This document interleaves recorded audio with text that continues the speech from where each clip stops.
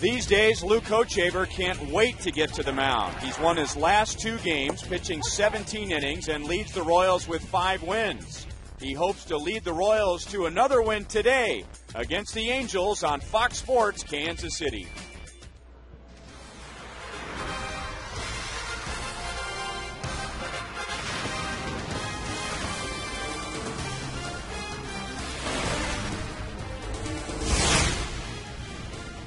Happy Memorial Day, and it is a beautiful Monday afternoon in Kansas City. The Royals are home for a week after splitting 4 games with the Boston Red Sox, and this afternoon they begin a 4-game series with the Los Angeles Angels. Hi everyone, and welcome back to Kauffman Stadium. I'm Ryan Lefevre with Royals Hall of Famer Frank White, and it has been a good news, bad news type of a week for the Los Angeles Angels. Mostly a bad news type of a season, but let's begin with good news for them. They get Torrey Hunter. He was out after a game and a half after getting hit by a pitch. Well, it's always exciting to get your number 4 hitter back, and he's their emotional leader. He's the guy that brings that spirit to their club on a regular basis, and with him out, I think they just missed something. Okay, let's talk about the bad news, and one of the freakish injuries I think I've ever seen. Kendry Morales busts his ankle celebrating after a walk-off grand slam. Well, I tell you, you lose your big guy in that fashion. You just don't really look for that to happen in that situation, but those celebrations around home plate, it's not easy to get in there and not see home plate land on someone's foot, and injuries do occur. It's been a rough year for the Angels, particularly on offense, and Morales was one of the bright spots. He led the team in average, home runs, and RBIs, but he might be done for the regular season. So that means someone's going to have to pick the Angels up. How about veteran Bobby Abreu? He's a veteran, Ryan, and he's also a good hitter. The power numbers aren't quite what they used to be, but he's a guy that can get on base. He runs well, and he's also the guy that's in the middle of that order. So I think between Abreu, Torrey Hunter, and Hideki Matsui, those guys have to step it up. And those Angels will face Luke Kochaver for just the second time ever. Last year, they tagged him for 7 runs in less than 4 innings, but that was last year's Luke. We'll talk about this year's version when we come back.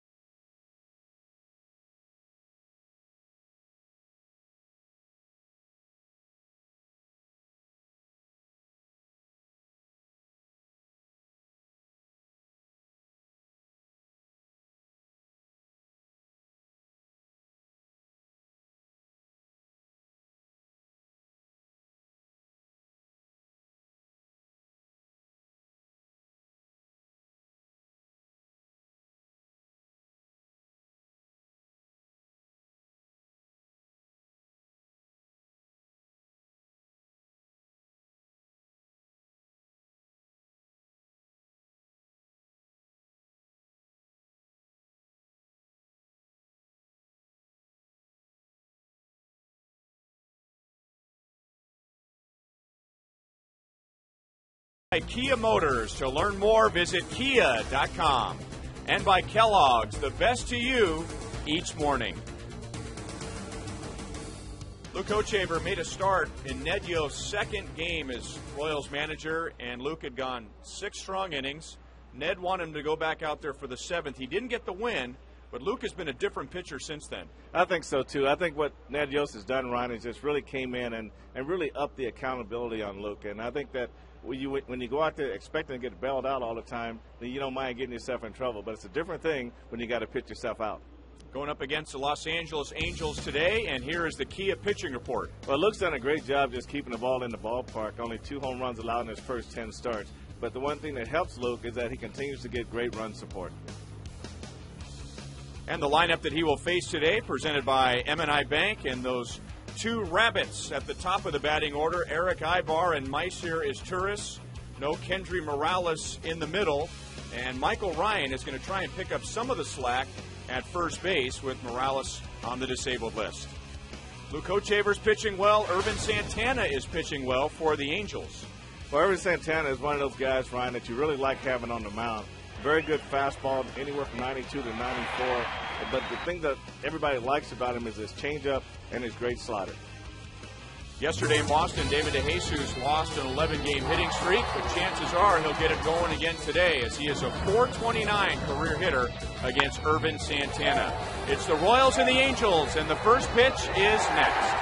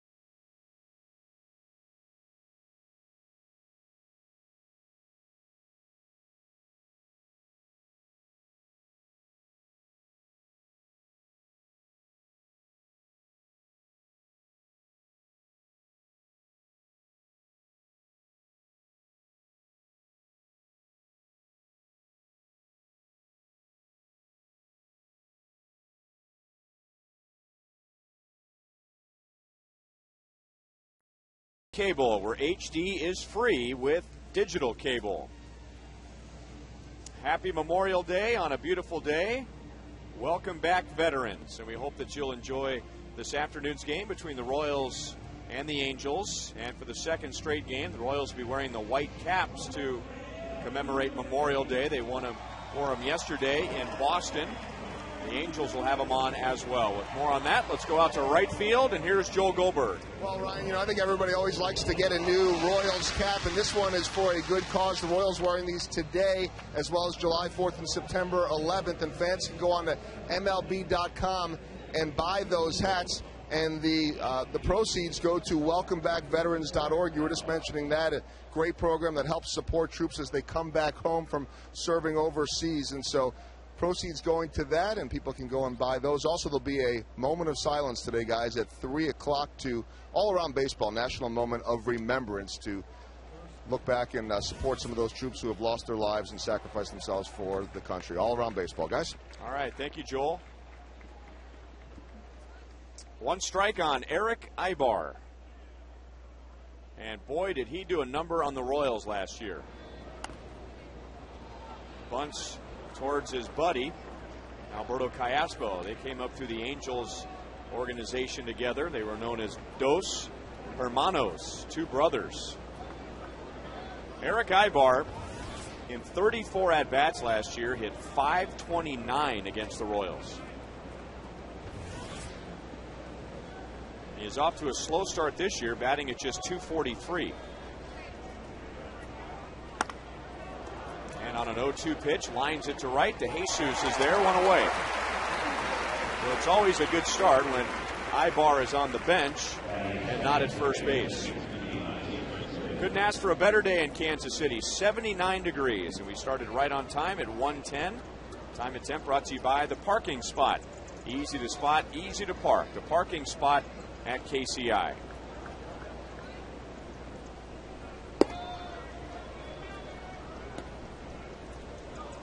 And now the other guy who gave the Royals a bad time last year was Mycer Izturis. It seemed like the Angels always had Ibar and Izturis on the bases, and they were running everything down on defense. Just two guys, Ryan, that you like to see, that speed, and they're at the plate. They do some things that are really good for little guys. They bunt, like you said, on Ibar, and they do a good job of just making contact. But you got real good imagination when they're at the top of the lineup, and it's fun to watch those guys when they're really on all cylinders, but not against us. Izturis is playing over at third base. Expected him to be the everyday second baseman and move around from time to time. 2 balls, 2 strikes. Sean Figgins is now with the Mariners, and the Angels handed third base to Brandon Wood, who got off to a bad start and now is on the disabled list. So Izturis over to third, and he strikes out. Good start for Luke Kochaver.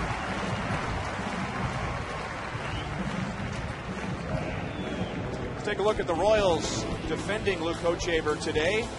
Sednick, Meyer, and DeJesus in the outfield. David going for his 200th consecutive errorless game. Callaspo, Betancourt, Aviles, and Butler. With Jason Kendall back in the lineup after getting yesterday off, and so did Scott Sednick. So 2 down to Bobby Abreu.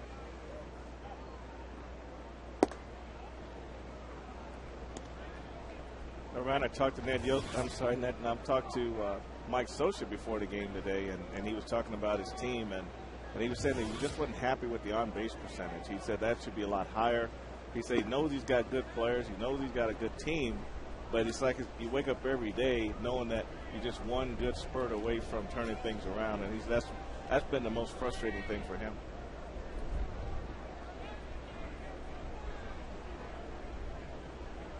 Well, it just seems wrong with the Angels still struggling this late in the season. I mean, tomorrow is June the 1st, but they're in third place in the West, still below 500. Of course, they only have 2.5 games to go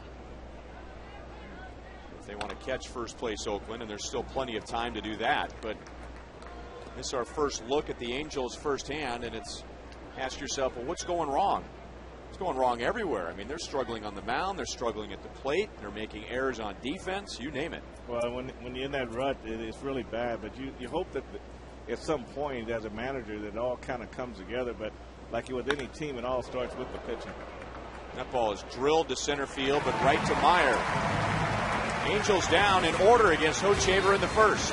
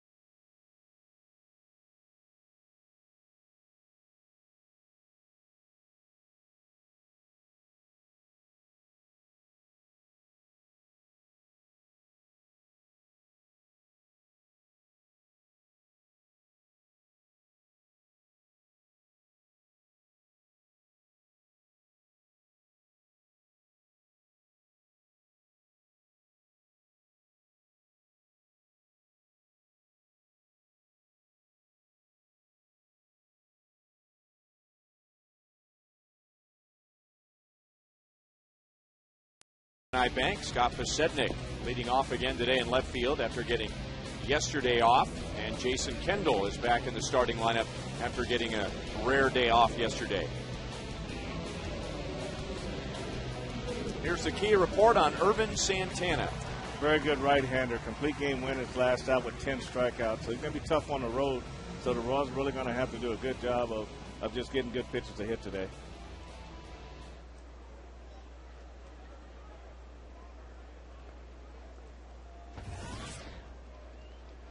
Posednik with 4 hits and a couple of stolen bases in the Boston series. And running through the stats and the league leaders before the game today, Scott Posednik is second in the American League in day games, hitting .388 under the natural light.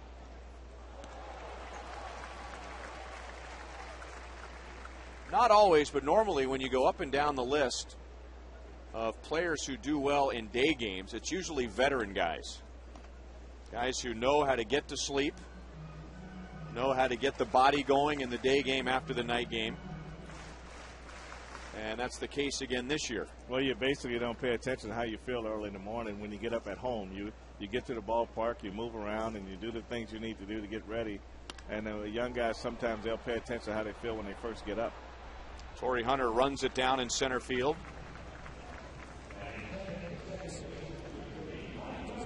Here's the Angels defensively today with Juan Rivera in left, Torrey Hunter with his 9 Gold Gloves in center, Bobby Abreu in right. A lot of speed, a lot of range on the left side with his Turris and Ibar, Kendrick, and Michael Ryan at first base. Mike Napoli is the catcher. Napoli played at first base yesterday, the day after Kendry Morales broke his ankle, the first time he had ever played at first, and did so without an error. And now it's Michael Ryan, who is typically an outfielder, and he is tested right away, and that's usually the way it works. And he retires Mike Avila's 2 down. But you got to think, if you are Michael Ryan, or in the case of Mike Napoli yesterday, and you don't have much experience at first base, you want that ground ball early, right? You want to get it out of the way, because you want to do it with nobody on base. That's the key. And I think now the next step is a man on first, taking throws from the pitcher and working on your tag. And then now you got to deal with the bunt plays. So you're going to have to get a lot of help from Howie Kendrick out there. So 2 down, and 0-1 to David DeJesus. David was hitless yesterday and lost an 11-game hitting streak, but in the first 3 games, 7 hits, 3 of those doubles, and 4 RBIs. And David didn't have to wait to get home yesterday to see David Jr. when the Royals landed from Boston. His wife Kim and the baby were waiting for him at the airport. And David Jr. just 5 days old. I know. It's kind of neat to see David. I mean, he smiles a lot already, but this is like a big grin on his face when he saw his little boy at the airport. So it was fun. I went over, took a look at him, and he asked at 5 days old. He's sleeping. So we were all kind of surprised to see him there, but it was fun to watch David's reaction. Hits it hard right to Kendrick. So Santana matches Hochevar with an easy first inning.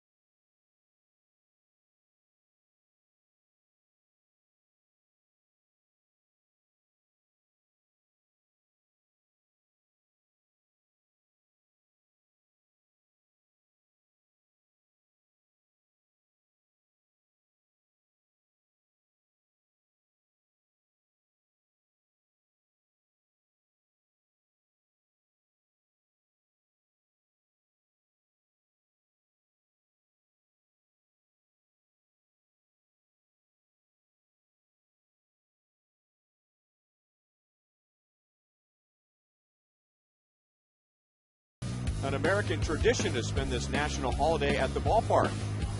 Baseball on Memorial Day, the Royals and the Angels, both teams wearing commemorative caps, and no score at the end of one inning. Coach Haver getting the Angels in order, and Urban Santana doing the same to the Royals. Torrey Hunter, Hideki Matsui, and Juan Rivera in the second inning. Luke blocks it and throws out Hunter.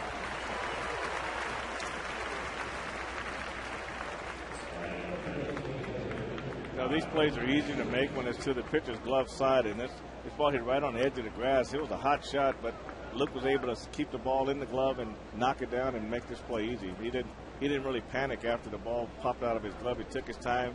He just went after it with his bare hand and made a nice toss to Billy. Sending a little message to the rest of the infield. Hey, when you get a hard ground ball hit your way, get your body in front of it. Get in front, knock it down. With 3 pitches, he has 2 outs in the second inning. Remember, now you can watch player locker room interviews anytime you want. Go to foxsportskansascity.com and click on the video link for 24-hour access to Royals info and video. So Luke has retired the first 5. And now he gets Juan Rivera with nobody on, a struggling Juan Rivera. 0 for his last 21. And that has dragged his average down to 226. And you see this happen every now and again. A player has a career year, and for Rivera last year, 25 home runs, 88 RBIs, and then maybe slips the next year thinking they have to do more than that.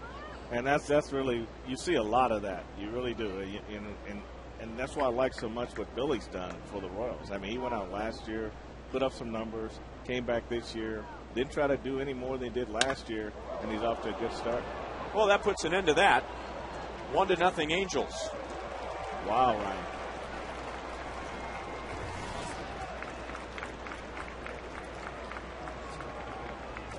That is only the 3rd home run given up by Luke Hochhaver all year.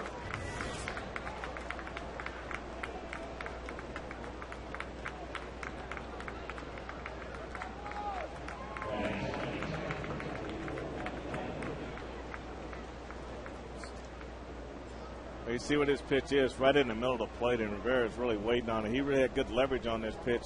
He saw this all the way right in his wheelhouse, great extension, and this ball didn't waste any time getting out of the ballpark. Ball 1 to Mike Napoli. Well, Mike's another guy, too. You lead the ball up out over the plate. He's got that good power to straightaway center, right center field, and he can get on a roll, and his home runs can come in a hurry. 2 balls, no strikes. He has 7 home runs so far this year, and that was the 7th for Juan Rivera. Royals really pitched him well last season. Rivera was just 3 out of 23. And that ball is crushed into left field, and it sinks in front of Posednik. You know, if you go back to the first inning, even though Luke retired the side, Ibar lined to right, Abreu lined to center. So 2 of the outs were loud. And now with 2 outs and nobody on in the second inning, a home run and a single to left for the Angels. Well, I think that what that tells you is that he's getting the ball up a little more than he normally does. Maybe the ball is not quite sinking the way he wants it to sink to keep it down. So you're right, they've squared up some good balls today that have been caught, and the last 2 haven't been caught. And I think that's where you just look at the location of the pitch. Howie Kendrick. He was the hero yesterday in Anaheim. Hit 2 home runs, hit a game-tying home run late in the game, and then won the game with a home run in the bottom of the 9th inning. And that was one day after Kendry Morales broke his ankle, celebrating at home plate. And this time the Angels stayed away from home plate and gave Kendrick plenty of time to cross the plate, and then they mobbed him. I talked to Mike Sochi about that earlier today, and he said that no more of that. He said, I don't mind guys celebrating, but I want you to get back. I don't want you on the dirt. I want you back on the grass. Let the umpire see the base runner touch the plate, and then you can do what you got to do. Because I don't want any head pounding on the helmet. I don't want any elbows to the body. None of that. Just be more professional about it. Celebrate, but pat the guy on the back, shake his hand, but don't beat him to death, and make sure he got room to everybody sees him touch home plate. I guess in Morales' case, he said he came down and didn't see the plate, and then his spike got caught in home plate some kind of way, and that's how he broke his ankle. Well, you and I talked about this yesterday in Boston. I mean, where else can you think of a guy being the hero and winning the game, and then he just gets pummeled by his teammates as a result? And I asked Mike, too. I asked him, had he seen that before, and he said when he started in the 80s, that, you know, guys celebrated, but they didn't beat each other. And he said he doesn't quite know where that came from, but he said you lose a player. He said you lose a player in that fashion, it makes you sick. You know, he said I can take losing a player, breaking up a double play or something like that, but not in the fashion they lost Morales. Here's another look at it. A grand slam, a walk-off grand slam in the 10th. The leap, and then you can see he was kind of falling backward as his moment. Yep. It's almost like he sit down versus, but you take a look at his ankle there, you could tell it wasn't in good shape.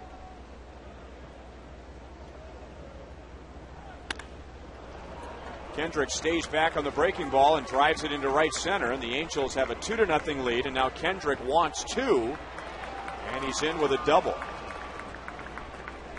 So this looked like it was going to be an easy inning for Luke Hochevar. Remember, he got the first 2 outs on 3 pitches, 2 ground balls, and now a home run, a single, and a double. He's just in the middle of the plate, and he's up. I mean, this ball's right in the middle of the plate. It's like a changeup that stayed up. And Harry Kendrick, that's the way he goes when he's hot. He's hit the ball to right center field, and they did a good job of staying with this pitch and staying behind it. And here he is, just really running hard, getting into second base. His hustle double right from the point of contact at the plate. So that 2-out stolen base from Napoli ends up being a big play. As Kendrick gets his 12th double, drives in his 28th. And now Michael Ryan, the Royals have seen him with the Minnesota Twins, but it's been a while. And he hooks a ground ball to Aviles. The inning is over, but with 2 outs, the Angels come up with 2 to take the early lead.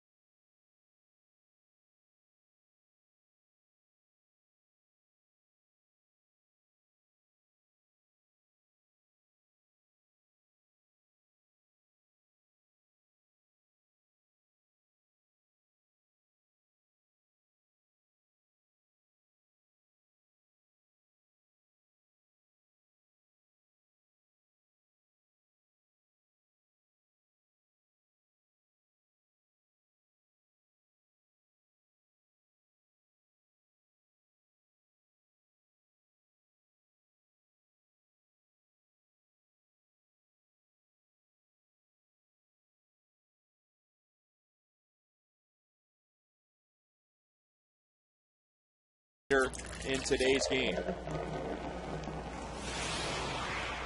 Billy Butler, Jose Guillen, Alberto Callaspo coming up, and a couple of those hitters would love to be the taste greatness moment of the game today. Guillen and Callaspo really struggled in the Boston series. Billy had 5 hits and he walked 5 times. So he is at 348. That's 4th best in the American League. And now his on-base percentage is up over 400.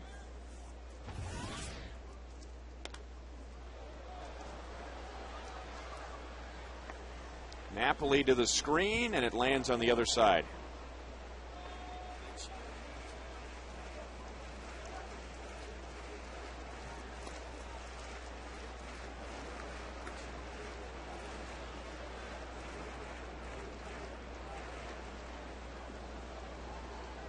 Billy has 3 career home runs against Irvin Santana, including the first of his major league career. He hit that one at Anaheim. Fooled badly by a slider, one of Santana's strengths. Now, you haven't seen Billy take a swing like that in a while, and that slider just sort of was there, all of a sudden just disappeared, and he just sort of reached for a pitch that really wasn't one of those pitches you normally reach for.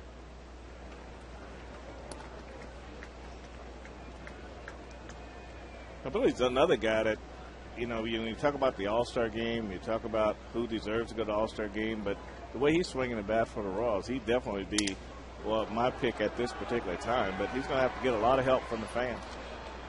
Lost his bat and thrown out by Ibar, 1 down in the 2nd inning.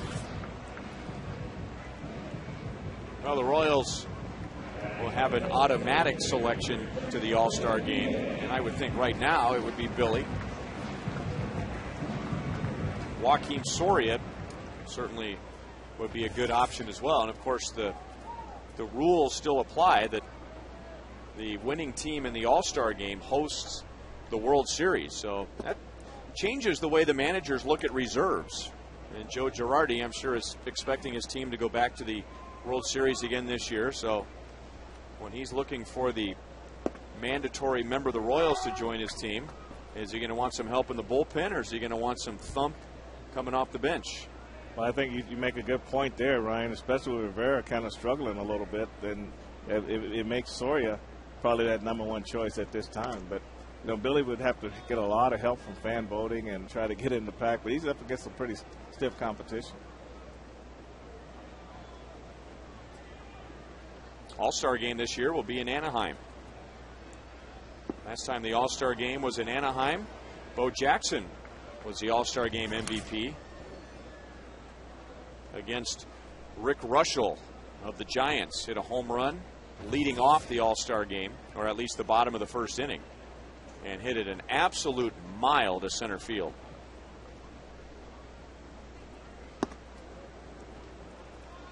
Three and 2 on Jose Guillen. 1 for 15 against the Red Sox, and right now he is 0 for his last 12.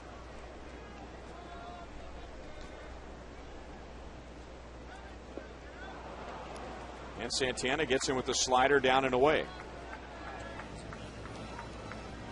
So Santana, just like Hochshaver, has retired the first 5. Game 2 is tomorrow night. Brian Bannister against Joel Pinheiro. 7:10 first pitch. Hy-Vee Royals Live is at 6:30. And then on Wednesday, a night game. And this series concludes on Thursday afternoon. And now the former Angel farmhand, Alberto Callaspo.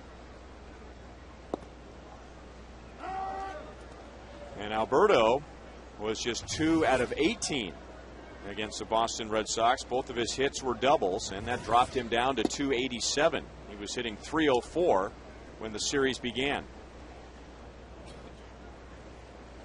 That's probably his first real slump at the bat. He's been really the most consistent of the offensive players until that little stretch.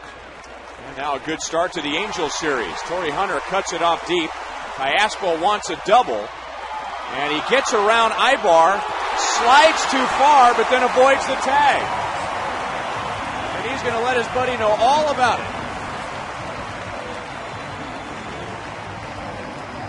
either now or after the game. Well, I tell you, a great job of being evasive. First of all, you got to give him a plus for hustling. I mean, he's just running right away, and he wasn't going to stop. We saw him try to kick it in again, but he slid right by the bag. And when you see those big misses, when really all you have to do is just put your glove there and let him come back to you. But he's working way too hard to try to make this tag. I mean, you got the base covered, so let him come to you. I mean, he's trying to go a foot off the bag to try to make this tag. You know, you really didn't want him to tag as hard as he was trying. You might have knocked him out of it, hit him in the head. So Cayaspo is safe at second, safe and secure. New York Life. Where's the organ?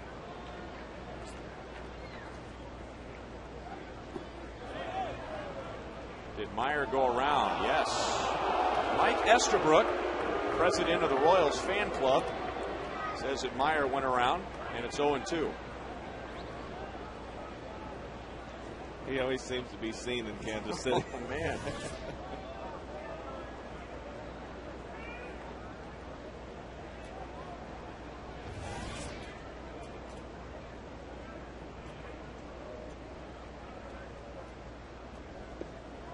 Blocked by Napoli, 1 ball, 2 strikes.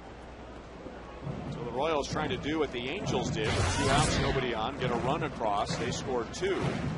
And Mitch Meyer hitting over 400 with runners in scoring position. He has Cayaspo down at second base. Mitch had 4 hits, a couple of walks, and his first home run of the year at Boston.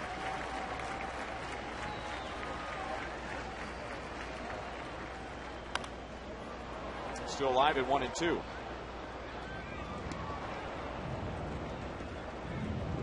The Royals last year were 1-9 against the Angels, and the Angels won the first 9. The Royals didn't get their final win until the last meeting of the year, and the Angels have won 23 of their last 29 here.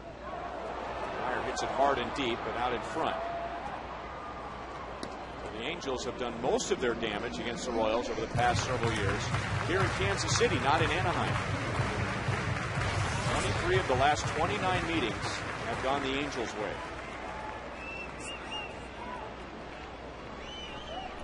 .667 winning percentage against KC. Still 1 ball, 2 strikes to Meyer. Yeah, again, it's kind of hard to get that 3-game series in Anaheim last year when the Royals were playing so well going in, and the things that kind of turned the season around for the Royals, and they lost Game 3, Kyle Davies' game when Jamie Wright threw the ball out in center field. It seemed like from that play, everything for the season went the other way. Ibar backs up, fighting the sun. Rivera comes up, and that's the inning. The Royals leave Cayaspo at second base. The Angels in front 2-0.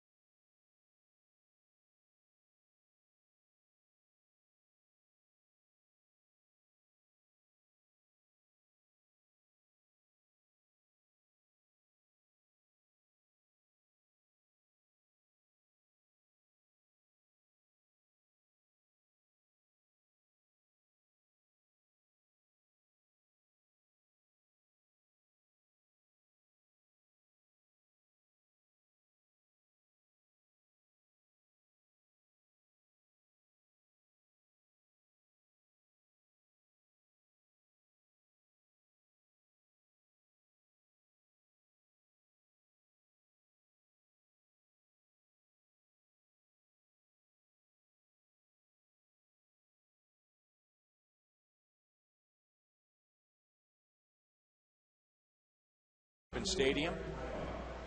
People usually have their pools open by today, barbecues and picnics, or time with family and friends. Aww. Oh. Text 432-432. Enter keyword Royals, a space, followed by A, baseball, B, the pool, C, barbecue and picnic, D, time with family and friends. I'm going to go with A.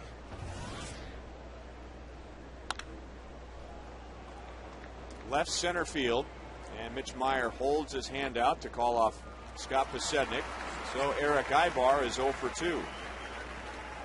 We hope you'll participate today, and if you do, you're going to get a bounce back text message, which will show you how you can register for a chance to win a suite here at Kauffman Stadium for you and 11 guests. You can also register at sprint.com/sponsorship/sports.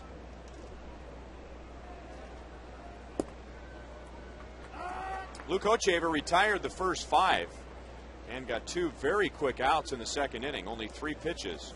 But then Juan Rivera homered, Mike Napoli singled and stole second base, and Howie Kendrick doubled him home.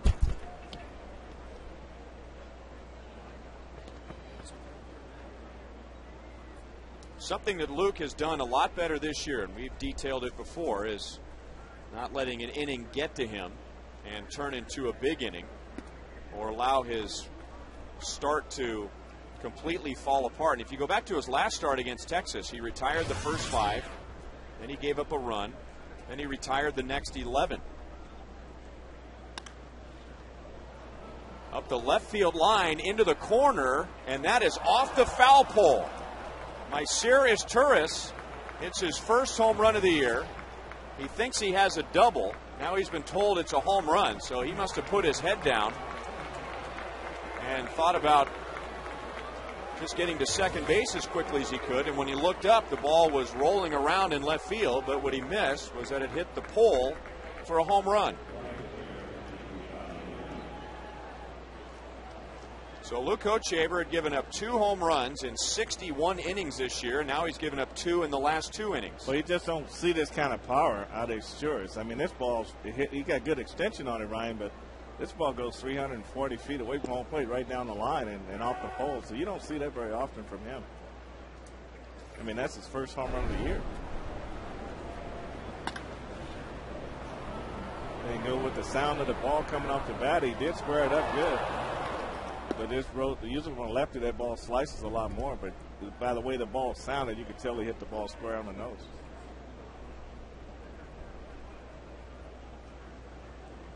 And that's another indication that Luke's not doing a good job at this point of getting the ball down. Now Brayu whacks it into deep left center field, but Meyer is there. So Brayu is kind of a tough luck 0 for 2. Coming up tomorrow, the first 20,000 fans receive a T-shirt celebrating the 1985 World Series 25th anniversary, and it's presented by AT&T. It's the second of, well, here it says 7 T-shirt Tuesdays. Have they added a T-shirt Tuesday? So get your tickets now, get number 2, and while you're at it, order tickets down the road and get all 7.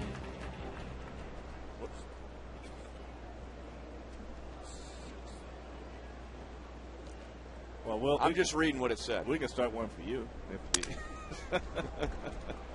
I would want your T-shirt. Hawaiian shirt? A Hawaiian T-shirt. Maybe a tie-dye. Angels hit another home run and lead 3-0.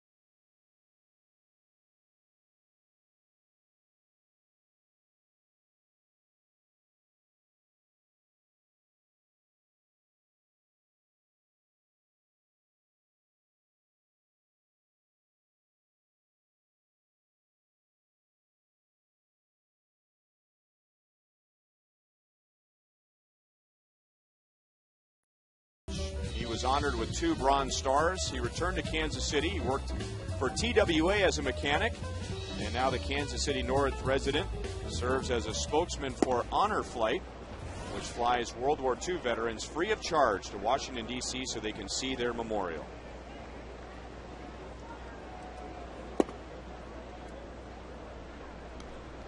Two balls and no strikes on Yuniesky Betancourt. He'll be followed by Jason Kendall, and then the top of the order and Scott Posednik.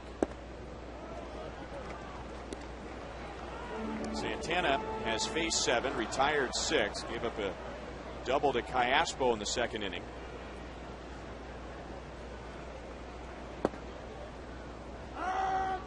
Betancourt, 4 hits in Boston, including a grand slam, the second of his career. 3 balls, 2 strikes.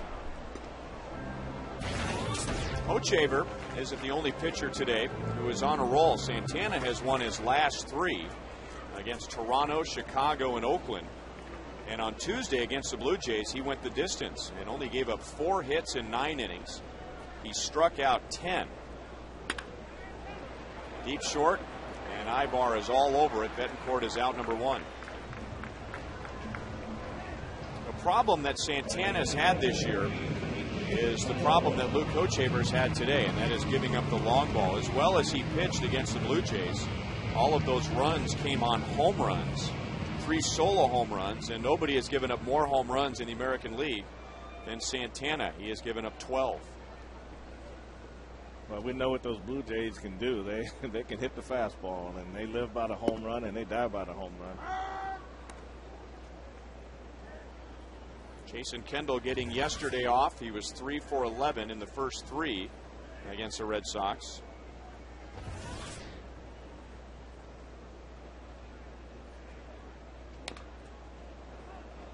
Oh and 2.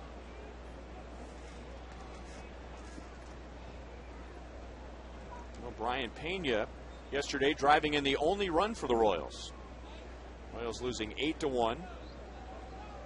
That was Pena's first RBI of the year. 3 pitches, and down goes Kendall. 2 strikeouts for Santana. Here's today's league leaders, brought to you by your Kansas City area Toyota dealers. And the Royals, not just Scott Posednik, not just Jose Guillen, but the team is hitting well during the day. 297. Only the Yankees have done better.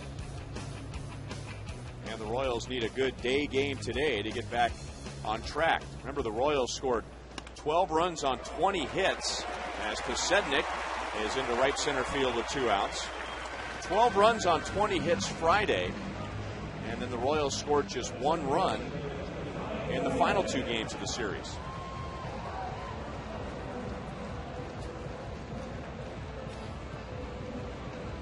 I think the Royals offense in that Boston series got off on a great start, but I think those last 2 guys they faced really shut them down. Buck Holtz and Lester, just 2 guys that really brought their A game, and good hitting. I mean, good pitching will always be good hitting in this game. And now, Frank, the Royals are trying to avoid John Lester syndrome. When the Royals were no hit by Lester 2 years ago, they went on to lose 12 in a row, or that was the first of 12 losses.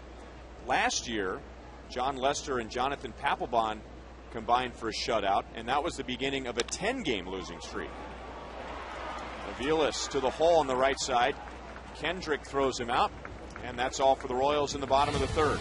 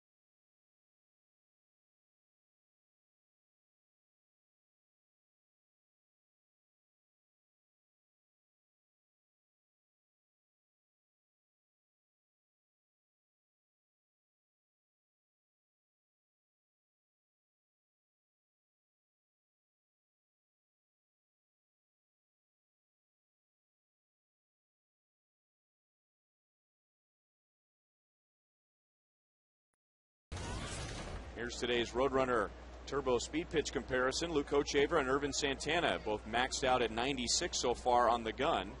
You can double your speed with Roadrunner Turbo from Time Warner Cable. Hideki Matsui, for the second straight at bat, grounds out to Billy Butler on one pitch.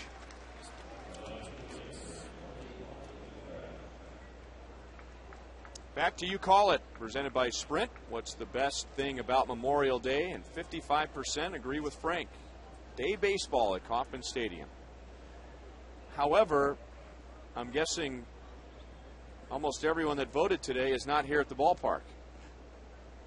Unless they're out at Rivals, right?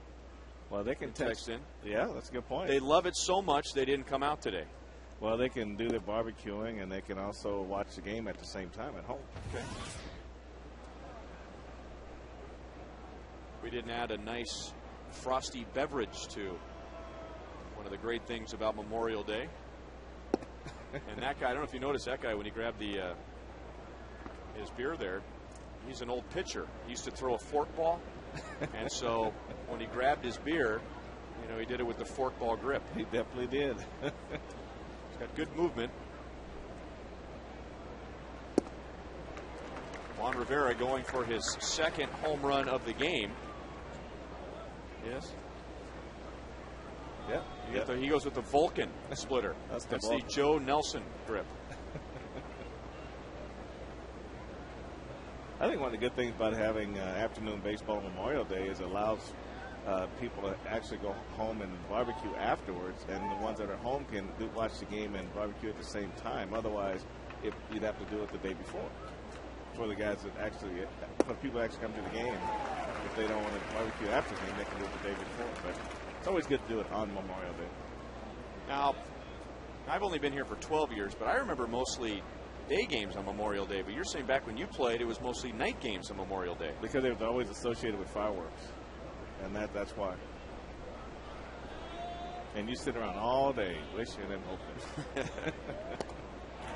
Hochevar gets Rivera back, strikes him out. That's Luke's second.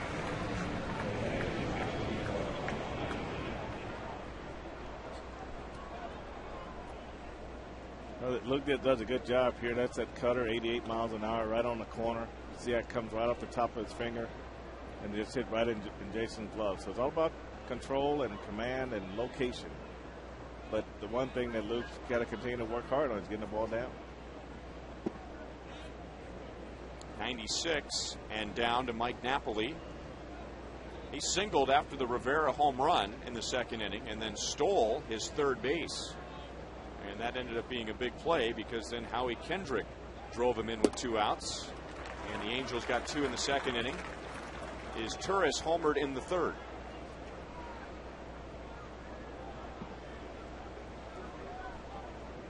Last year on September the 6th, the Angels scored 7 runs in 3 2/3 innings against Luke. And that's his only career start against the Angels. Luke had that rough finish to the 2009 season, but mixed right in the middle of it was that shutout at Chicago. Otherwise, that was a forgettable month.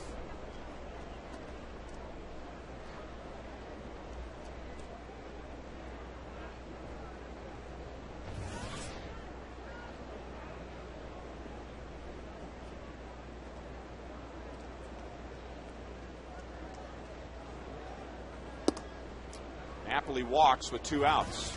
Hochevar's first.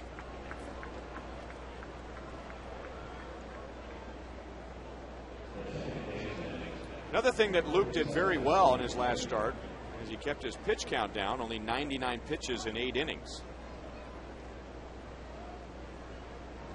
And the most he's thrown in a single inning today is 16. In fact, he had 3 different innings on Wednesday against the Rangers where he had less than 9 pitches. To make that less than 10 pitches.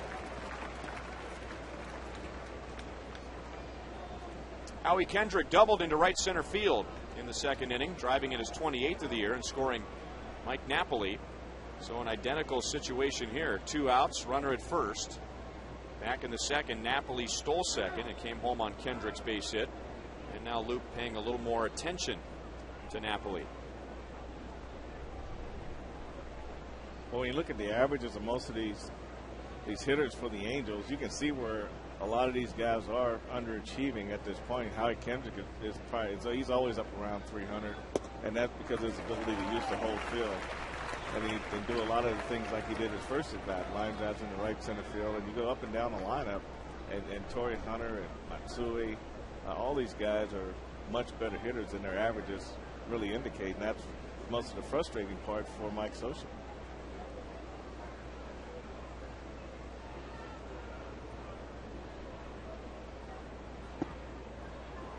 One ball, two strikes.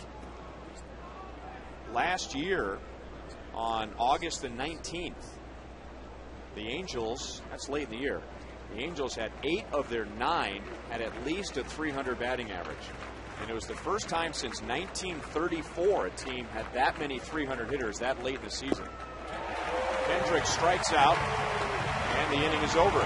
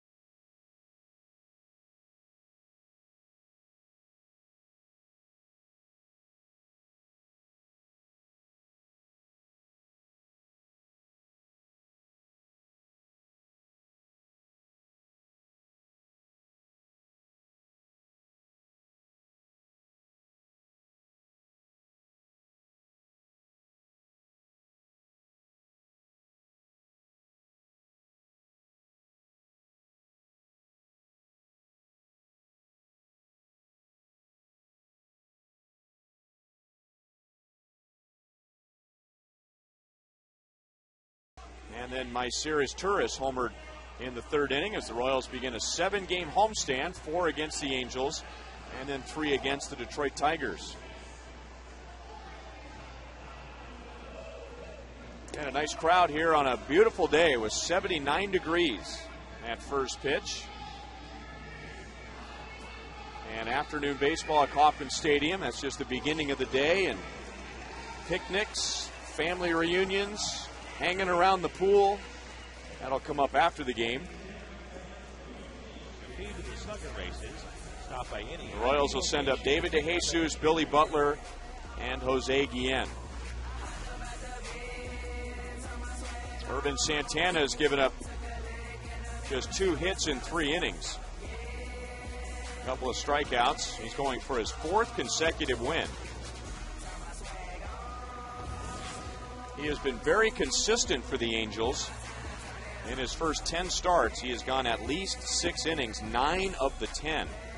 And as we told you last inning, he's coming off a complete game. Leading off the Royals board. Well, fans, Royal Alumni Fantasy Camp is back. You can join George, Frank, Brett Saberhagen, many other Royal greats in Surprise, Arizona this February. It's your chance to enter the world of Major League Baseball and live your dream to play with the Royals alumni. Fantasy Camp includes 2 personalized uniforms, your own clubhouse locker, an awards banquet, baseball cards, a camp video, and much more. And you might even have to try and beat Monty in the 9th inning. So there's a new hitting streak for David DeJesus after losing an 11-gamer yesterday. Hit the ball hard his first time up, but grounded out to second. And for the first time today, the Royals have the leadoff runner on. And it's always good to see that base hit in that first two spots in the lineup. You get that middle of that order up and get those guys the opportunity to get you around. David did a good job of just standing through that ball and didn't pull off.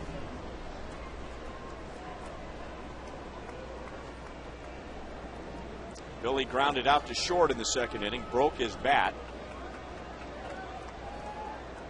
He has 4 career hits against Urban Santana, and 3 are home runs. And he hits that one into right center, but down around the end of the bat. So Abreu able to come over. 1 away, DeJesus back to first base.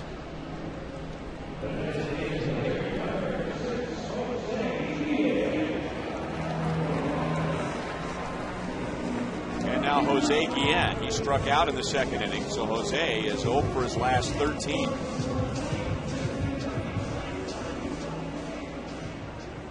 So Jose, after a very strong start to the season, now kind of falling back to the rest of the pack in the home run and RBI departments. Well, I mean, he's real streaky. You know, he can go and hit for about a 5 or 6 day period. He just put up a whole bunch of numbers, and then for no apparent reason, you know, he starts chasing a few balls out of the zone, and he goes into a little slump for that longer period of time too. Batting now at .249.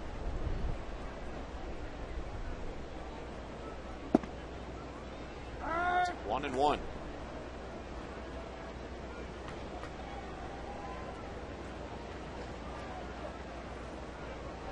A couple of guys here from the Dominican Republic. Urban Santana from San Cristobal. And he is really messing up Guillen with that slider down and away.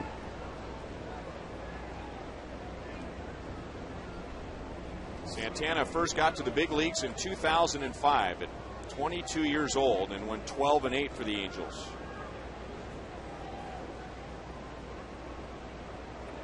He's got such a good slider. I mean, he must have real good deception the way the Royals hitters are swinging at that slider. It's almost like they're reaching for every one.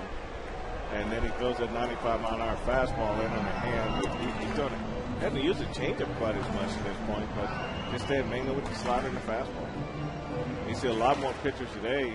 They got 5 pitches. They want to throw a split finger, a changeup, a curveball, a slider, and a fastball. But if you can master 2, and if the third one can mix it in there every now and then you can get through a ball game.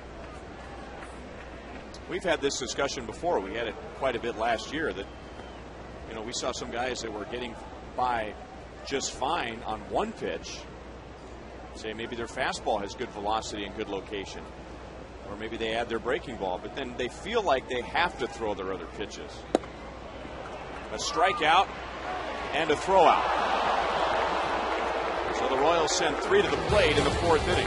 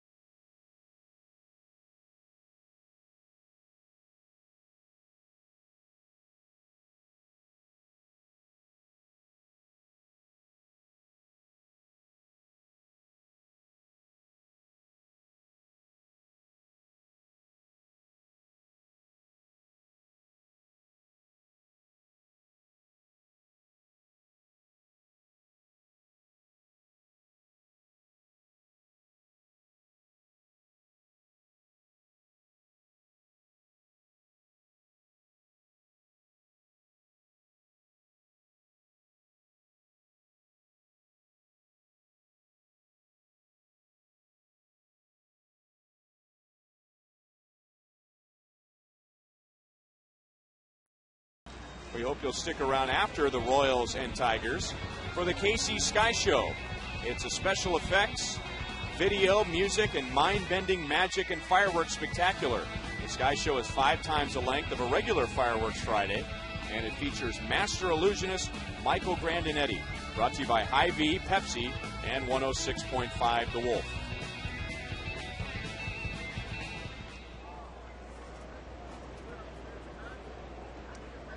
Three to nothing Angels with a couple of solo home runs against Luke Hochevar. And that's news because Luke had allowed 2 home runs in his first 61 innings. But Rivera got him in the second, and is Turris in the third. And now Michael Ryan up the middle. Backhanded Aviles, and the throw is high. So Aviles got the harder part out of the way, but couldn't quite hit Billy Butler's glove on the bag. Well, this is a great effort by Aviles right here, but what you like to see, Ryan, right here is rather than getting up to that one knee, you almost have to bounce to your feet in order to get that good overhand throw back to first base. And Mike tried to throw it from one knee, but didn't quite get his body turning up to first base to really get that play down. And Billy did a great job saving the ball from going in the dugout right there. But you like to see, as soon as you hit that ground, you like to be on your feet after you make a dive like that, and you got a better chance to make a quality throw to first base. And now the Angels are running, and that's into right center field. And Michael Ryan is going to be waved home, and he will score from first base on the double by Eric Ibar. The Angels have a 4-0 lead.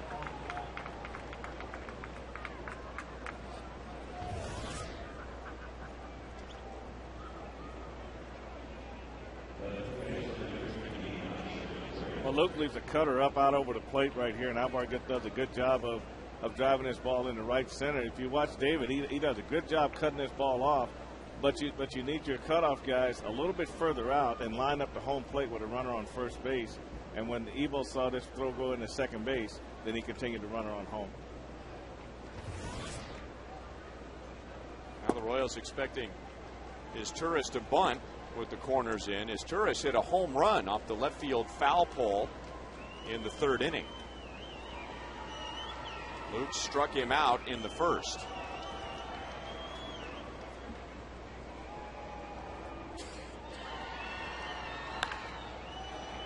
Past first base coach Alfredo Griffin. Now, Ryan, I was talking to Mark Gubazov before the game today, and we were talking about the sinker ball pitchers. And the one thing he said about sinker ball pitchers, kind of what we've been saying all year, is that you have to trust your sinker to work for you. You have to throw it right to the middle of the plate, let it turn over in the middle of the plate, and then get your ground balls. And pitch to those situations with your sinker and not try to use. If you're a sinker ball pitcher, it's not good to have a lot of other pitchers. So he was more or less sinker slider, but the sinker being his primary pitch. Interesting. Well, it worked for Gooby.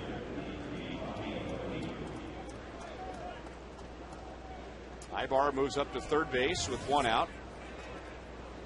And let's see what the Royals do with Bobby Abreu. Now he is 0 for 2, but his 2 outs are a line out to center and a fly out to deep center. The Royals will bring the infield in. So hoping for a ground ball that will either hold Ibar at third or a play at the plate.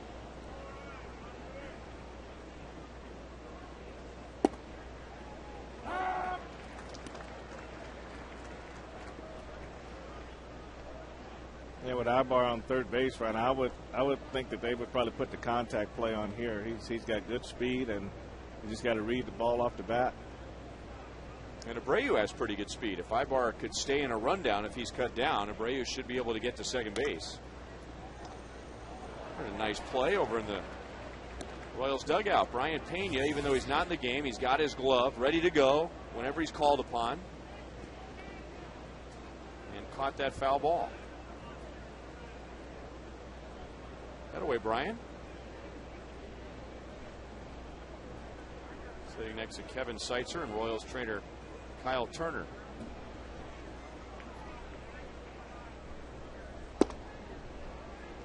One and two.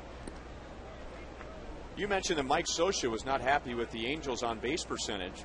Last year, as a team, they had a .350 on-base percentage. And Mike Socha and the Angels gave Bobby Abreu a lot of credit for that. It was his example at the plate, the way he worked the count, how patient he was. 2 balls, 2 strikes. And Abreu goes to the Angels last year, coincidence or not, and their on-base percentage went up by 20 points. Well, a lot of discipline at the plate, and his home run numbers did go down when he came over from Philadelphia, but when he went to the Yankees, you could see the discipline that he had there, and he just carried it right along with him. But he's also got the ability to put together a quality at bat every time he goes up there.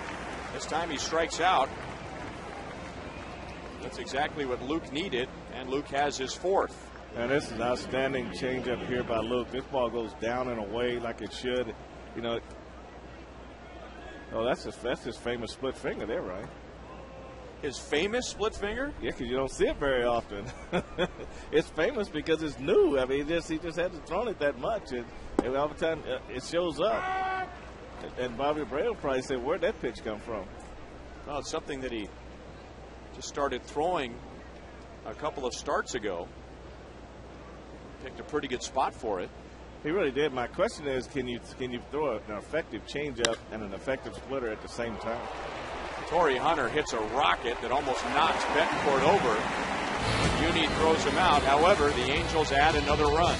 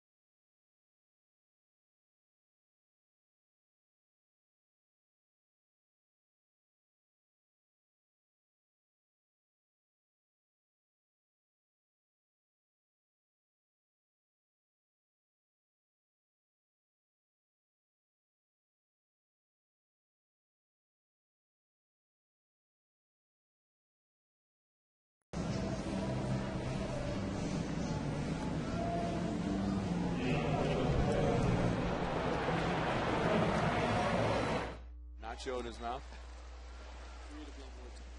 He's a splitter. Royals baseball is brought to you by AT. Find out what's possible with the nation's fastest 3G network. AT, rethink possible. And by Quikrete. For affordable home improvement projects, visit quikrete.com.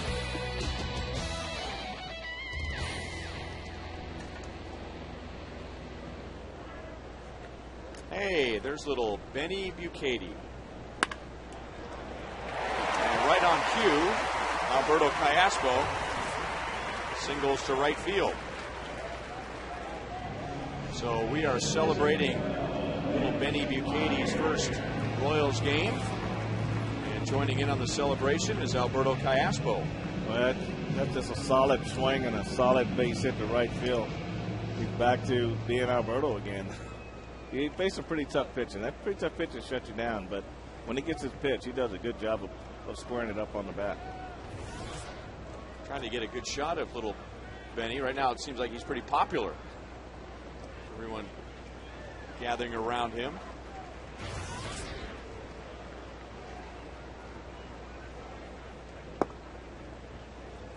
At the knees for a strike to Mitch Meyer. 0 for 1.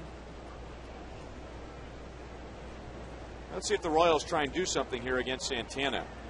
It's been 3+ games now. The Royals have struggled to score runs, and as Frank pointed out, don't take away the good pitching they've gone against.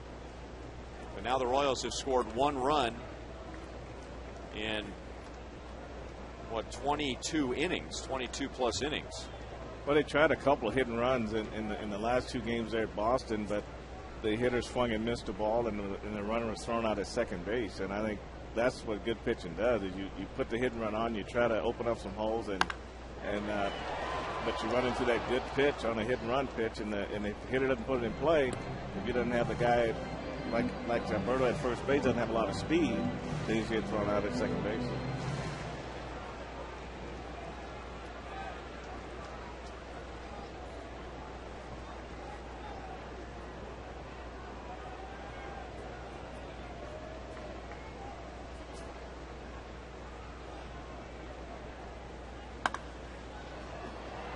Into the right field corner, and that is just foul. Home run distance.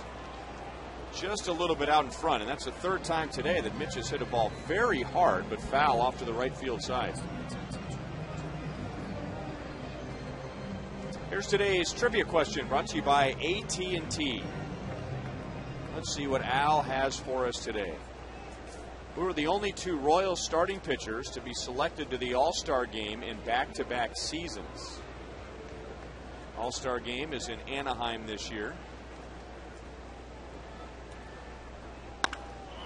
That is into deep right field. Back goes Abreu. Makes the catch on the warning track. Are you kidding me? That thing. Mitch Meyer sounded like he got that one. It sounded clean. The wind appears to be blowing out in that direction.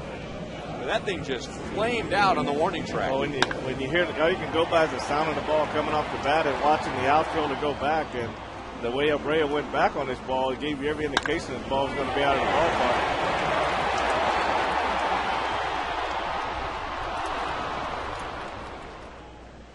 Wow. This is a big ballpark.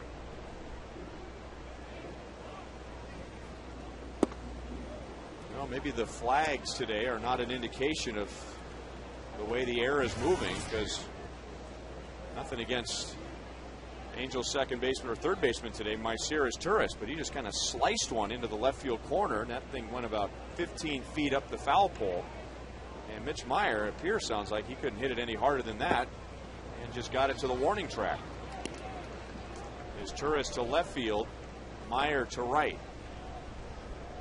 Well, the flags are leaning more toward right field than left field, but if you hit it low, like Turris hit his, it'll cut through the wind and travel a little bit better. Meyer got his up a little high, and maybe it's a different wind once it gets above the stadium like that.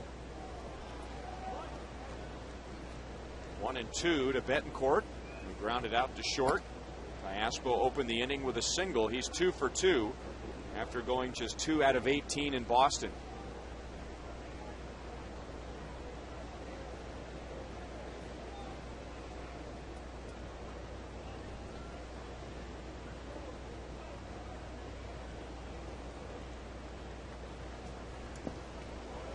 Two balls, 2 strikes.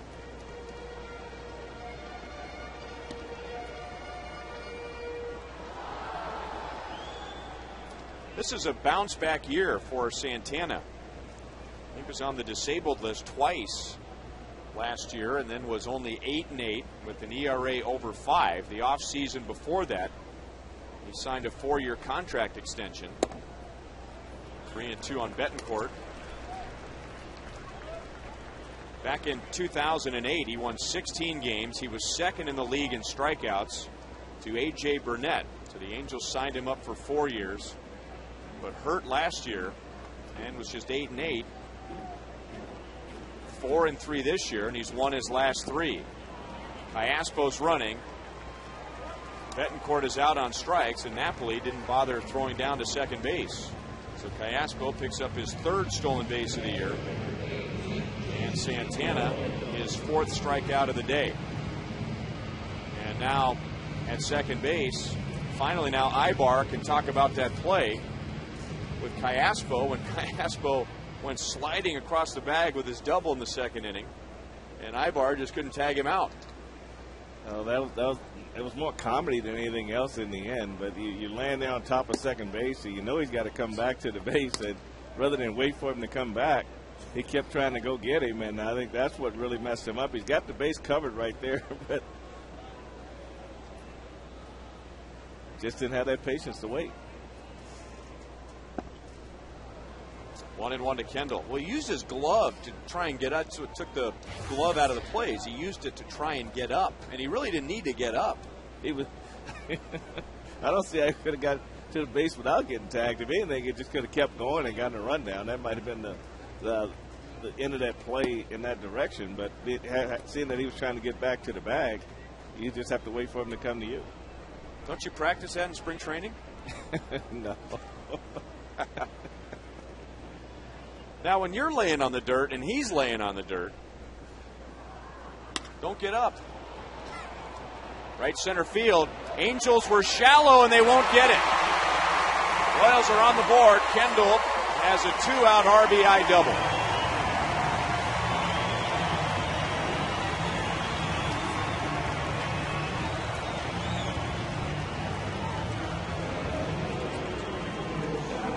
I can guarantee you when Jason Kendall hit this pitch, Ryan, he had no idea this ball was going to be a double. It looked like a lazy fly ball to right field, but Abreu was playing in shallow, and this ball just kept going. Now, how does his ball keep going, and Mitch Myers dies at the warning track? I can't explain that one to you. I could say, well, he hit his better in a better spot. I mean, every now and then you pull a dead bat out of the box sometimes, right? I mean, it's just not. Either that or Mitch could have hit it more up toward the trademark and where it would leave fast and then it would die as it gets further out. But you very rarely see a ball hit where Jason's ball was hit and a guy get a double on it. You just don't see that a lot. I saw Mitch shaking his head as if he was thinking along the lines with us, like, now how in the world? I'm sure it crossed his mind. 1-1 on Posednik. A fly out to center, a single to right center. Trying to pick up Kendall at second base with 2 down.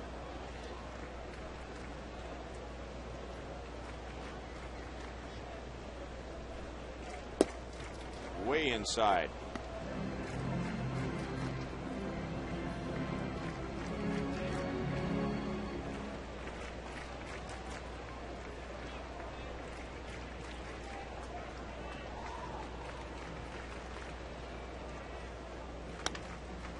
Pulled to first, and Michael Ryan to the bag, and that's the inning. Royals are on the board and down by 3.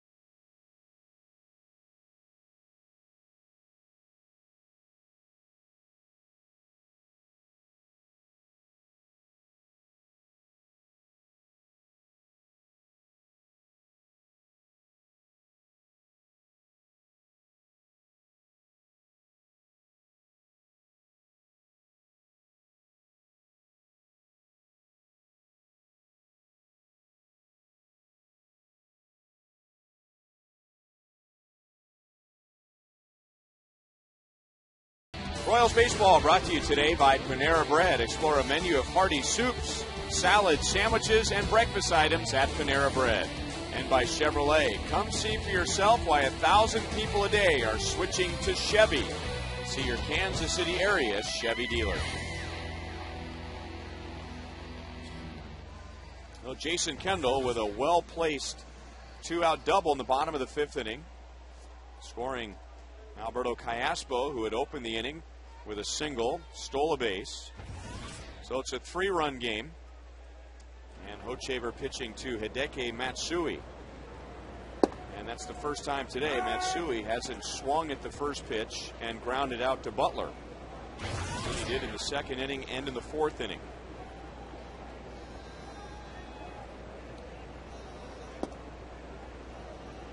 Angels saw an opportunity to sign Matsui to be their designated hitter. He was the World Series MVP for the Yankees last year with 6 RBIs in Game 6. And being from Japan, that's a lot closer to the island than New York City is. So that's a good move for the Angels on the field, and I'm sure it's a good marketing move as well. Big Japanese population in Southern California. And Matsui is down on strike, so he's having a rough day against Hochevar. 1 down in the 6th. All right, here's the answer to our AT&T trivia question. Frank is cheating. Who are the only 2 Royals starting pitchers to be selected to the All-Star game in back-to-back seasons? I guessed Jose Rosado, but I'm told that was wrong. So with Mark Gubaza here, that would be 1. Oh, Steve Busby.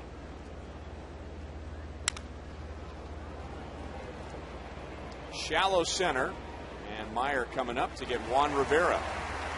Rivera homered back in the 2nd inning for the first run of the game, and for him that put an end to an 0 for 21, but now he is struck out and flied out. So Luke has retired the last 5. And up comes catcher Mike Napoli. Yeah, I wasn't going to cheat on the quiz to blurt it out. I was cheating to know. I was playing Al. I said, I'm going to be like Al on this one. I said, I want to find out, but I'm not going to say anything. So. I like those glasses. Maybe we should do the game in glasses and get on TV. What do you think? You got some nice, I got some blue ones. Nice glasses there. Put my blue ones on. They're not going to be as cool as his are. I mean, he's from California, though, so we. So am I. Yeah. You've been here too long. That's true. He still lives in California. Okay, get a shot of like Ryan. those? We get a shot of you in your glasses, and that's Doc. No, that's Doc. Doc's got his on. Doc's got a Hawaiian shirt on. Nice shirt, Doc. Very nice.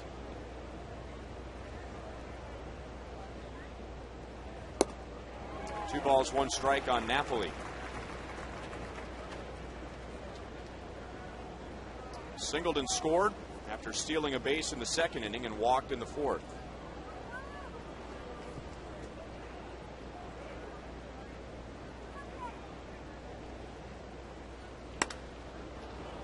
And that's hit well to right center field. Long run for Meyer at the track, at the wall, and it's off the wall. DeJesus has to come over and get it. And as Mitch Meyer is unable to make that play, he's going to scratch his head a little longer, wondering still how his ball died on the warning track. You know, Napoli, he has that kind of power to right center field, and you leave a ball out over the plate for him, and he's going to drive it. And I agree with you, Mitch. I'm the left-handed hitter, and the right-hander's hitting the ball further to right center field than I am, so I agree with that. But Mitch he made a long run for this ball and found himself a little too close to the wall, and David came over and did a good job backing this play up.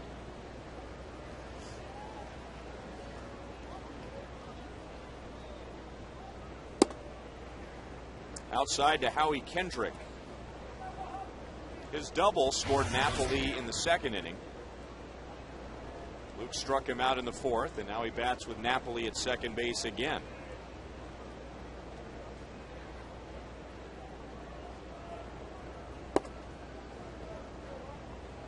Two and 0. Now Kendall out to have a word with Hochevar.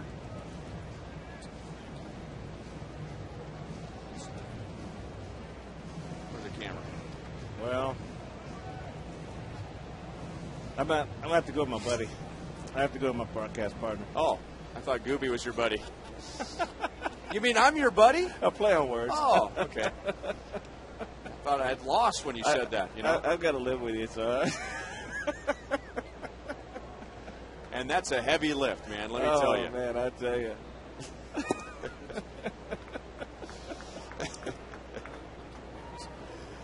I let Ryan down for a split second. I think I let you down just for a split second. Thought you were going to go with Gubaza, and then I found out I was your buddy. Hey,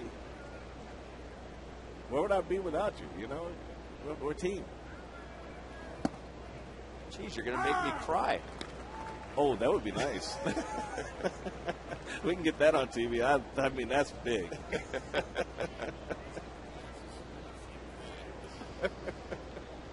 You have to keep your glasses on and just tear up. That's right. You can't let it run now. You just got to tear up a little bit. Again, Kendrick goes into right center field. That's almost the exact same spot that he went to in the second inning to drive in no one else but Mike Napoli. So the Angels back out to a 4-run lead again. Kendrick has driven in 2. Napoli has scored twice.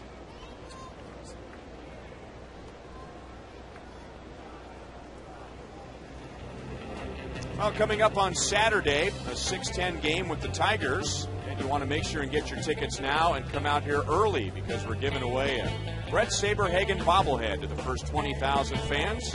Presented by Fox Sports Kansas City.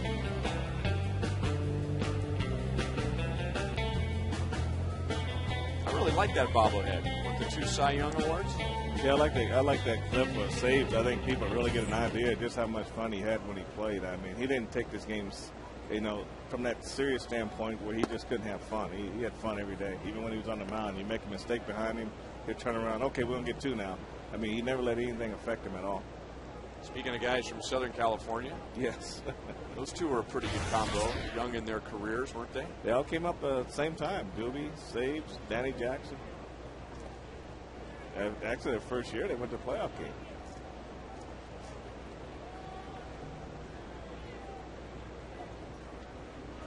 Both are in the Royals Hall of Fame. Now, Gooby was a little bit different than Saves. Gooby was a lot more intense than when he pitched. I mean, he really went after it when he was out there. Swung on and missed. And down to second with a stolen base is Howie Kendrick. All right, Frank, I'm going to play infield coach here, but I don't know if Kendrick slid by the bag, but if he did, and if he was going to, he went in. Kendrick went in hard, and Betancourt kind of pulled the glove away. Well, what I like to see there, he made a nice tag there, but what I like to do in that situation, if I know the ball is going to be low, I like to get down on one knee, and when the base runner comes in with his hands extended, I used to try to get my glove underneath his hands and lift up, and just try to get him to slide over the base that way and try to steal that. See, he had a hard time catching that ball, but if he goes down on one knee, then he can catch the ball with the right glove angle, that he can get down underneath that. But then he pulled the glove away, and so if Kendrick were to slide by the bag, then you got to follow him. Whenever they come in head first, you got to get on one knee, just follow them all the way through the play. That's why I say when you play in the infield and when you come to tag plays, sometimes you just got to get right in there with the base runner, especially if he goes head first, and just try to use your weight to kind of keep him going the direction he's going. It's not really cheating. It's more like just being a smart player.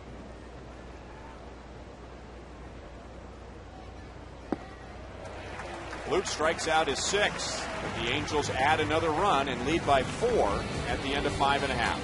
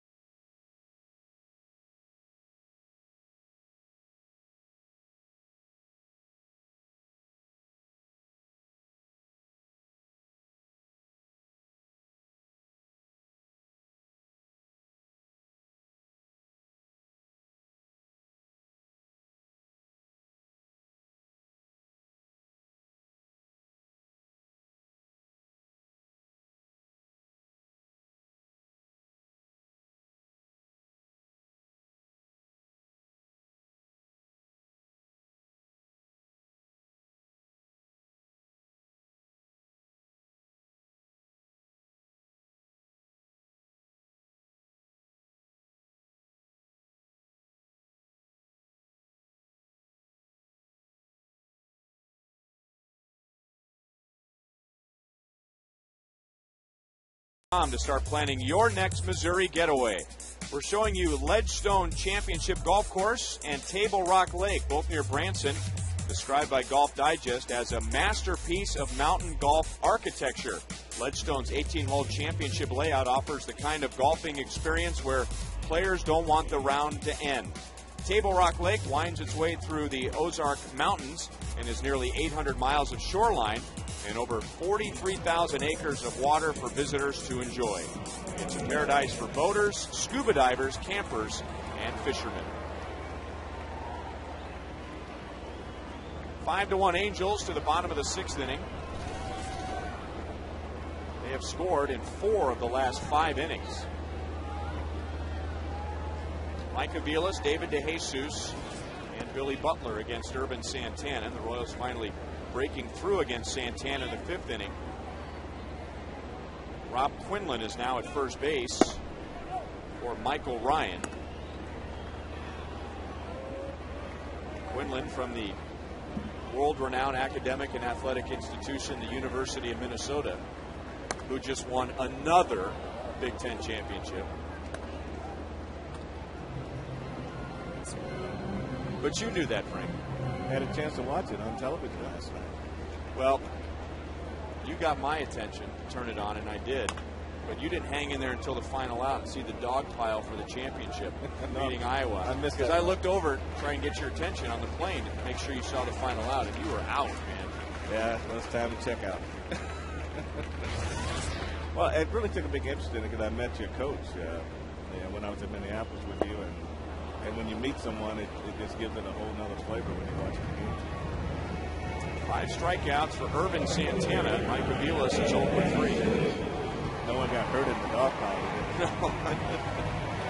I tell you what, though, I'll be honest. I was watching that, and I think not just that game, but any game now, when there's a celebration at home or, the walk-off isn't always a home run. Sometimes a guy hits a double or a single, and they all go find him. They go chase him down and jump on top of him. It'll be interesting to watch those from now on. I mean, because those dog piles, the guy who wins the game, he can be at the bottom, and if his body is not in the right position, he can have a severe leg, back, neck injury. It's no fun being on the bottom. We had a team fight with the Angels. Larry Gura threw a ball behind Tim Foley, and he charged him out. And it was one of those ones you throw behind the guy and you still hit the guy's back. DeJesus past third, and he is into second base with a double, his second hit of the game. So he throws the ball behind him and he hit his bat. And I think he was more embarrassed because the ball hit the bat. And he charged him. I was the first guy there. I was on top. You can imagine land on top of the rubber with your chest on the rubber, and it feels like the whole house just falls on you. That was you? I was on the bottom. Oh, man. And I tell you, I hurt for 2 or 3 days in areas I didn't know that could hurt. So you never want to be the first one. So, thrown over his head and hit the bat. Did the ball go into play, or was it a foul ball? It was a foul ball. Okay. But because he was so embarrassed by it, he charged him out anyway, huh? Now, there is the rare play where that happens and it hits the bat and it goes into fair territory. And that's a live ball. So you have a choice to make there. Are you going to run to first, or are you going to charge the pitcher? Maybe you go to first, then charge the pitcher. Get your knock, and then charge the pitcher. Butler 0 for 2. Ground out to short, fly out to right field. Santana just a little bit inside.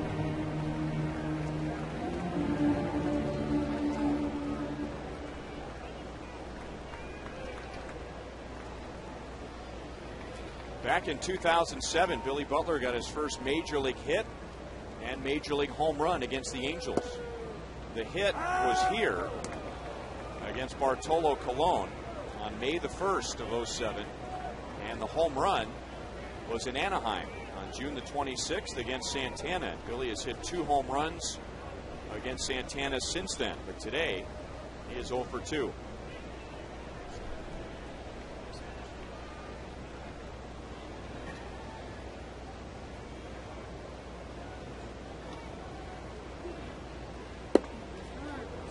Just missed 3-1. If I recall, it was towards left center field, out near those rocks.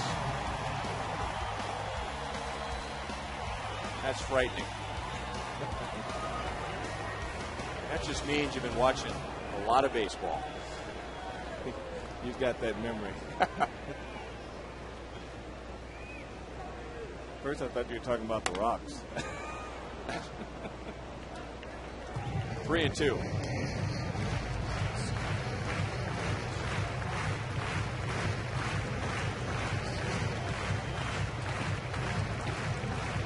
Oh my! I don't think he could fit T-shirt Tuesday. You got a problem, man? That's what I thought.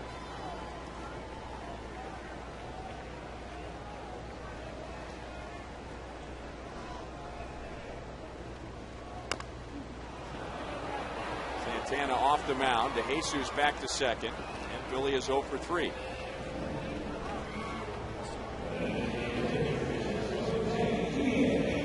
Coming up on Sunday, the first 8,000 fans, age 14 and under, will receive a Build-A-Bear Polar Bear, brought to you by the Kansas City Zoo.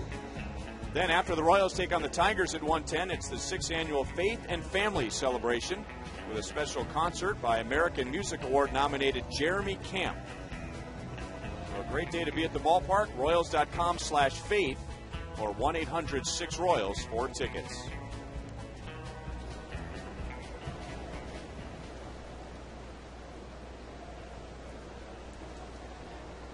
And now Jose Guillen.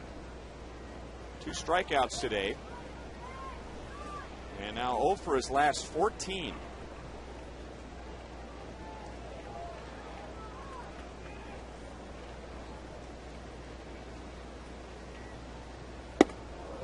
It's almost hit for the 9th time this year. Santana wanting to make sure that Jose doesn't get his arms extended. Well, Jose did something that in this pitch that he did do in the previous pitches. He turned his body the right way. Once he saw that ball running in, he just moved away from the pitch, and the ball went right by. Previously, he stayed there, and to get those balls on the wrist and the forearm, that's no easy thing to deal with.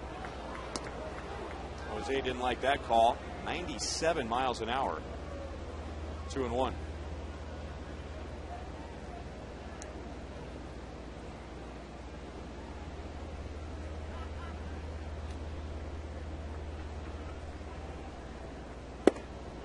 Almost left a hanger out over the plate. In fact, it hung so bad that it wasn't a strike, but that's not what Santana wanted to do with that pitch. You don't want it, and as a hitter, you hate to see those curveballs back up on you because those are hard to hit too. Jose's season high is 19. Twice he's been hit by a pitch 19 times in a year.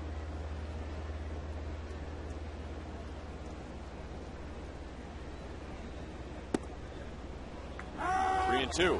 Well, Juan Pierre kind of surprised me in that list, having 7 hit by pitches. Usually it's the guys who hit the long ball, and the guys who are big run producers, they get hit more and a lot more than the guys who set the table. Because they're pitching inside more? They're pitching inside more and trying to keep the ball off the center of the plate. Santana has struck him out 3 times, and now for the 10th time in 11 starts, he's gone at least 6 innings.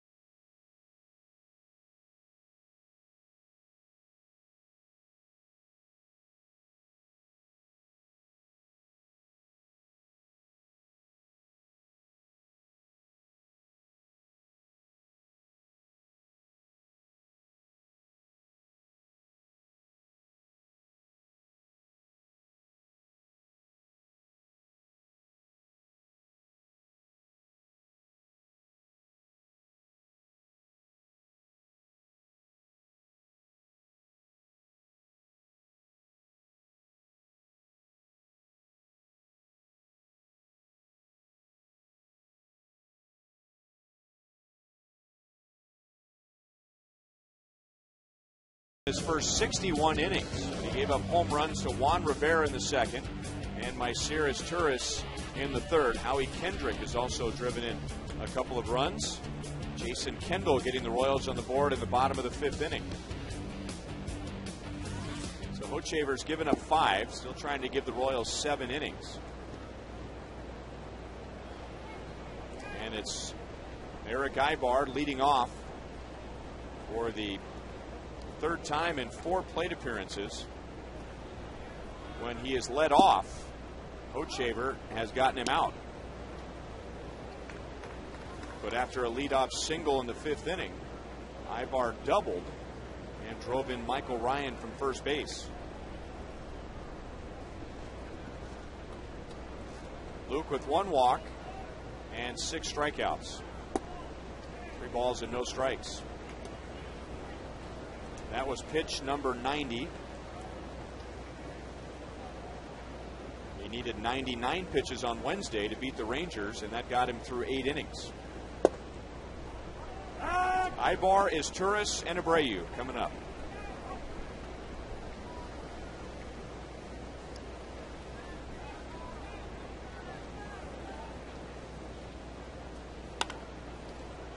Three balls, 2 strikes. Let's go down to Joe Goldberg. Guys, when we came into the clubhouse today, just about everybody on the team was wearing these T-shirts that say GFG, and some of the guys had these hats on that says 818 think we won't, which is what the back of the T-shirts say too. Well, what's going on here? Well, this is a creation of Willie Bloomquist, who is number 8, and Jason Kendall, who is number 18. It started during spring training when Willie Bloomquist walked in and said, boy, it was the Winter Olympics. I wonder what Winter Olympic sport I could do, to which Jason Kendall replied, how about the 2-man bobsled? I'll be your partner.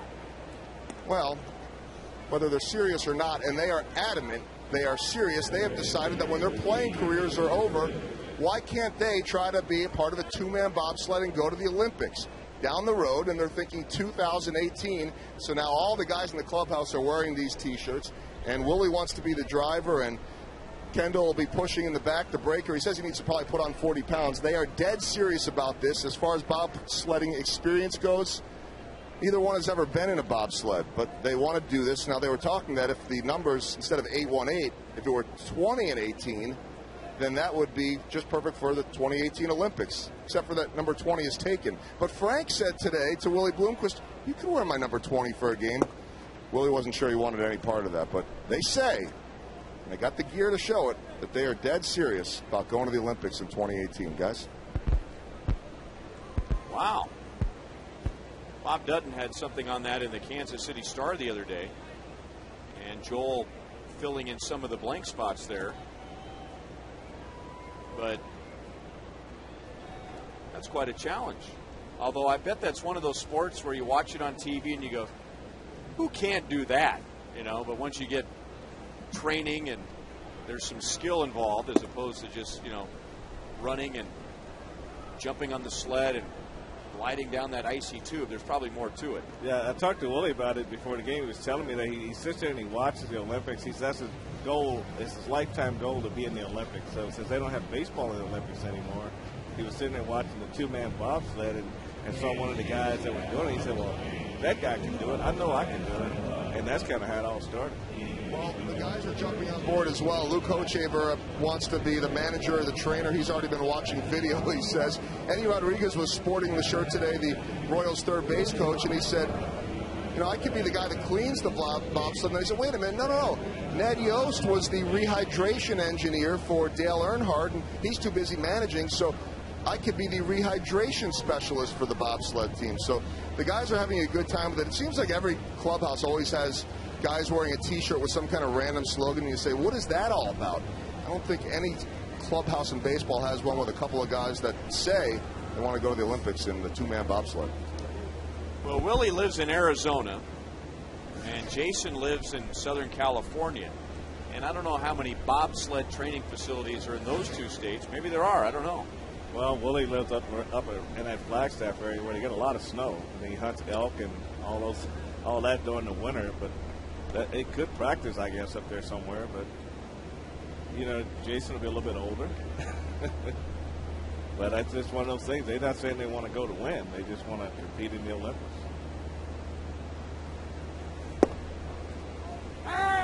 2 balls and 1 strike on his Turris.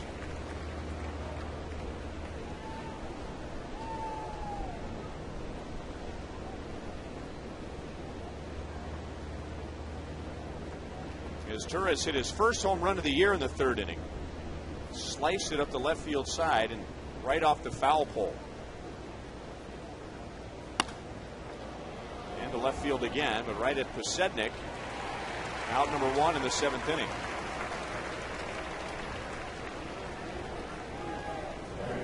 We were having a discussion about that, and Joel was sharing with us the details that he had learned from the 2 guys, which he just shared with us. And Nate Bucati was in on the conversation, and he reminded us, wasn't Herschel Walker a part of a bobsled team, or at least tried to qualify for a bobsled team? Doesn't that sound familiar? That does sound familiar.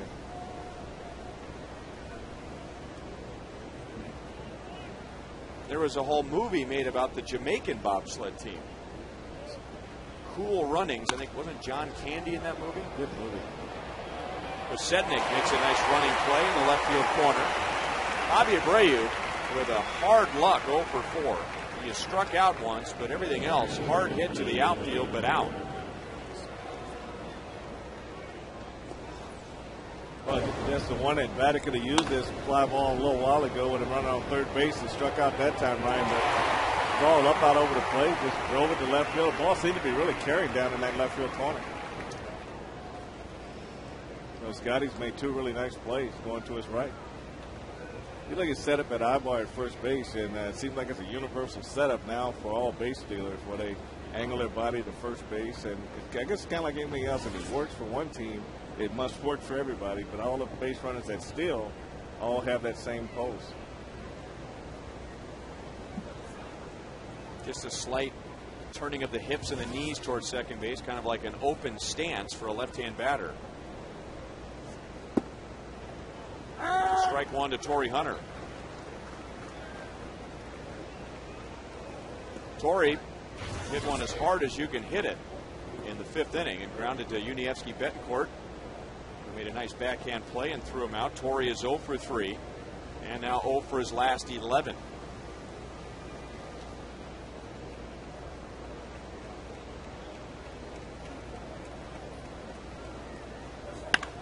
Now he has his first hit. So 2 on, 2 out.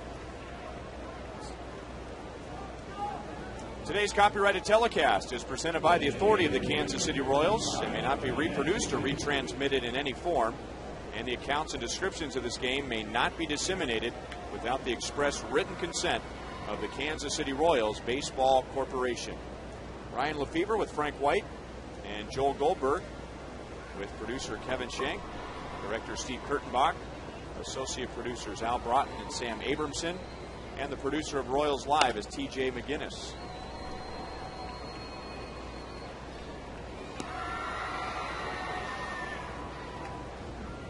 Hideki Matsui, 2 ground balls to first, and a strikeout so far against Luke Kochaver.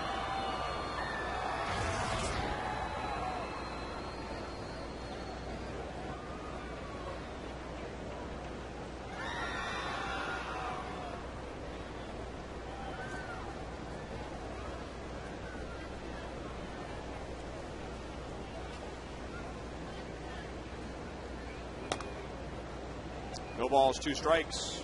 The Angels going with Matsui and deciding to cut their ties with Vladimir Guerrero, who won the MVP award with the Angels in 2004. Now Guerrero taking a shot right now at the Triple Crown. He is among the league leaders in batting average, .332. He's hit 12 home runs, and he's second in the league with 44 RBIs for the Rangers. A lot of time on the disabled list last year. Numbers had declined over the past few years, so the Angels decided to look elsewhere, and maybe that's what Vladimir Guerrero needed. Yeah, I think it's those stints on the DL that really are the biggest negative. And you go on the DL that many times and your numbers go backwards, and there's no real track record to say you're going to turn things around. And I agree with you. My comment was going to be that the one thing he's done in Texas, he's been able to stay healthy.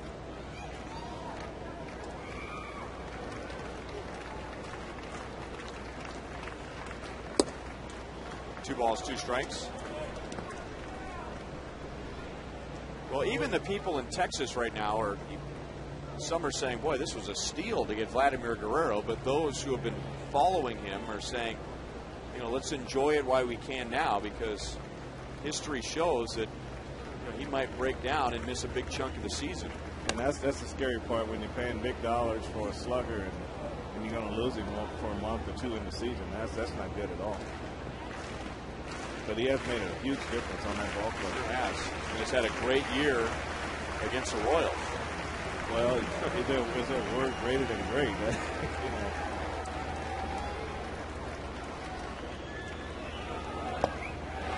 Matsui strikes out again. So Luke Hochevar ties a season high with 7 strikeouts. That's the third time he's done this year. So at the end of 6.5 innings, the Angels are in front 5-1. But we're going to stay here on this Memorial Day and enjoy God Bless America. God bless America, land that I love. Stand beside her and guide her through the night with a light from above, from the mountains to the prairies, to the oceans white with foam.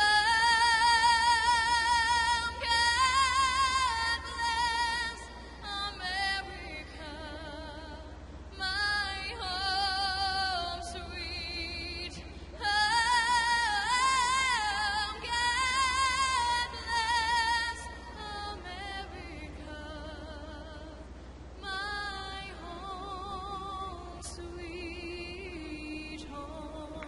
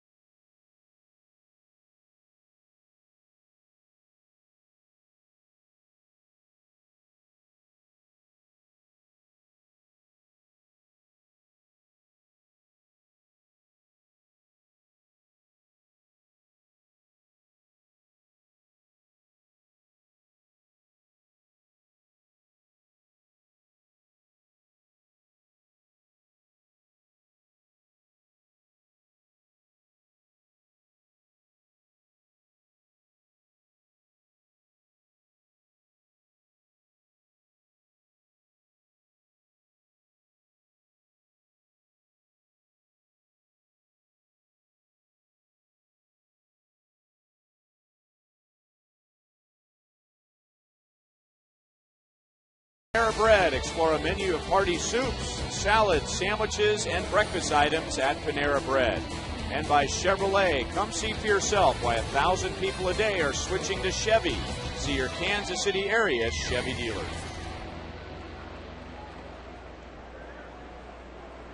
So the Royals down by 4 and sending up Alberto Callaspo, Mitch Meyer, and Yunievsky Betancourt against Irvin Santana, who will throw his 90th pitch here to Callaspo. Alberto and David DeJesus Both have 2 hits. Scott Posednik and Jason Kendall have also reached with a base hit. Kendall's double scored Cayaspo in the 5th inning, and that's the only run so far. As Alberto launches it into the right field corner and just foul.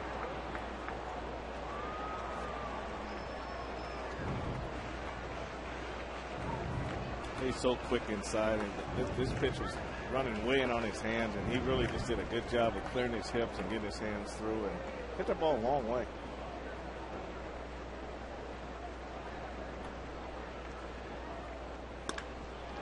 Alberto has a 3-hit game, and left center field is wide open. So he is into second base with his 2nd double. So much for going 2 out of 18 in Boston. A great start to the homestand for Cayaspo. And he takes the first one and he pulls it past the foul pole in right field, and then there's a fastball out over the plate. And you see how he just stays back and it just goes right with this pitch. It's all about hands. You get that body out of the way and just let your hands work, and you can be a lot quicker with your bat speed. And now Meyer thinking about dropping down a bunt with the left side wide open as Turris was deep on the dirt. But if Meyer's going to lay down a bunt, he better make sure it's going to be a base hit with the Royals down by 4 in the 7th inning. Center field deep. Torrey Hunter gets behind it. Cayaspo on his way to third. Hunter has a good arm, but the throw is cut off. So Meyer is 0 for 3, and Cayaspo's at third base with 1 away.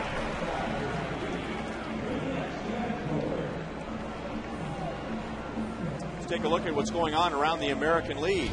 Brought to you by Panera Bread. And New York is all over Cleveland. Alex Rodriguez has hit a grand slam. Yankees 3.5 back of Tampa Bay. Oakland now leads the West as the Rangers are struggling. Tampa Bay will be at Toronto, and Minnesota is at Seattle. Oakland A's with a half-game lead over the Rangers. The Rangers have lost 4 in a row.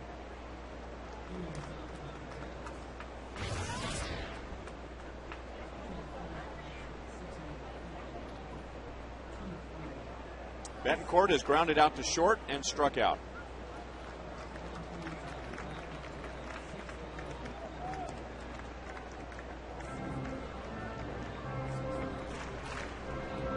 Irvin Santana now, for the 10th time in 11 starts, has gone at least 6 innings.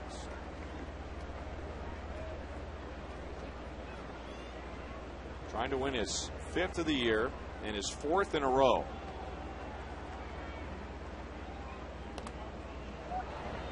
Two balls, 1 strike. One thing I've noticed about Santana, and he really hasn't had any adversity today, but I remember him as a younger pitcher, and the concern was him that he'd get too worked up on the mound if he didn't get a call that went his way or he didn't get a play made that he thought should have been made. You could see it all over his body language, and it would be his undoing. But he's been nothing but calm today as Betancourt hits it high in the air to shallow left. And it's Ibar out into shallow left field for out number 2. So not deep enough to get Cayaspo in from third.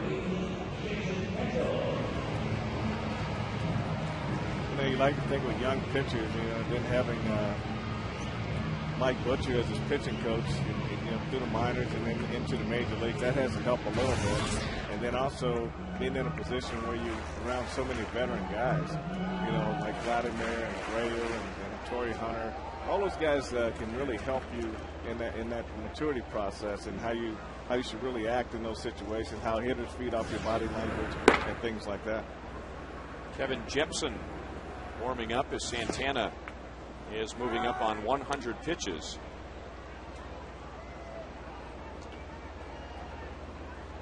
Jason Kendall has driven in the only run for the Royals, a 2-out double in the 5th inning.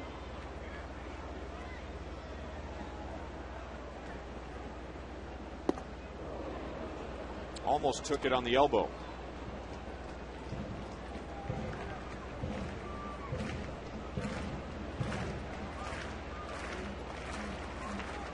Royals have hit 4 doubles today among their 7 hits, but only 1 run. And Kendall almost to the same spot as his double in the 5th inning, but this time Abreu runs it down, and the Royals did not take advantage of Cayasco's double leading off the 7th.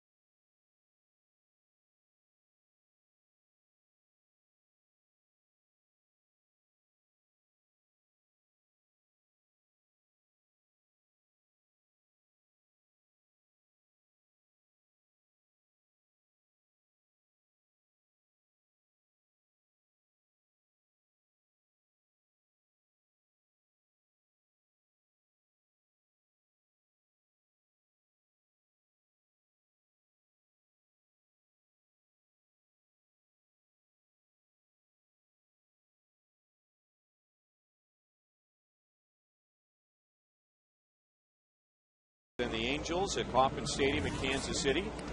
Both teams wearing special caps today. All the players, all the coaches, both managers, and the caps will be for sale to the public at MLB.com. Major League Baseball Properties Incorporated will donate all proceeds from the sale of the caps to Welcome Back Veterans. In addition, MLB.com will donate an additional $1 to Welcome Back Veterans for each cap purchased through MLB.com.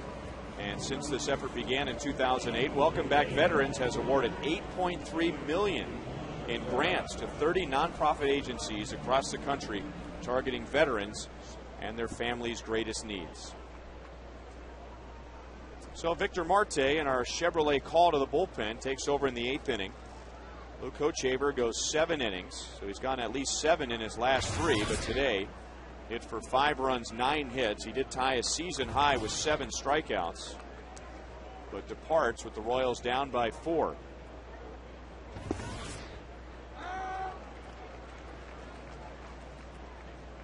Now Marte making his 3rd appearance for the Royals.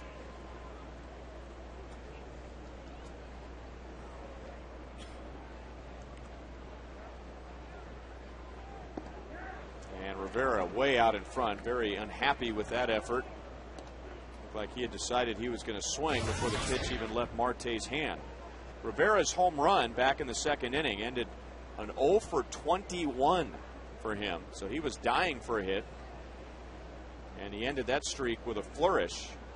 But since then, he has struck out and flied out to center field.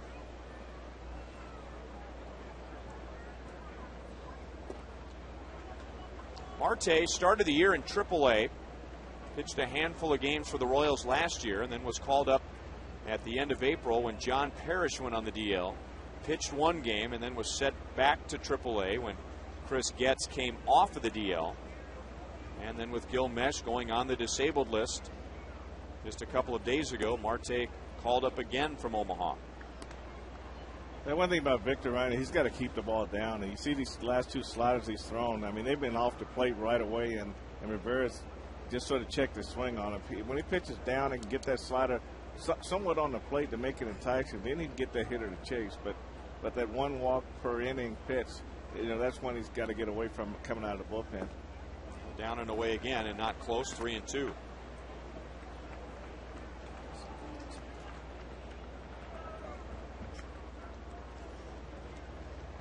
After Rivera, it's Mike Napoli and Howie Kendrick.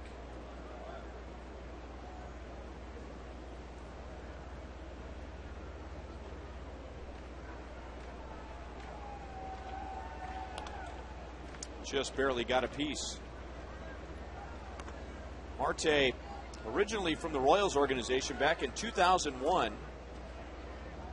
He was at the Royals Dominican Academy, and then he was on the Major League Baseball disqualified list for 4 seasons. So out of the game for 4 years, as far as with an organized Major League organization, and then pitched in Japan for 3 seasons, and then re-signed with the Royals last year.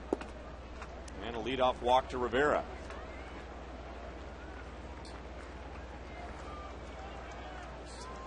Well, fans, if you're 25 or older, here's your chance to enjoy a unique Major League experience. Royals alumni are going to conduct their annual Fans Batting Practice Day here at Kauffman Stadium on June the 12th. And for $300, you can take batting practice on the field with former Royals giving you batting practice and some instruction. You can field ground balls and fly balls. Your $300 includes a pair of shorts, a t-shirt, and 4 tickets to a Royals game. 816-504-4150 if you'd like information or you'd like to sign up. Napoli missed a 95-mile-an-hour fastball. He's had a good day today. A single, a double, 2 runs scored, a walk, and he's mixed in a stolen base.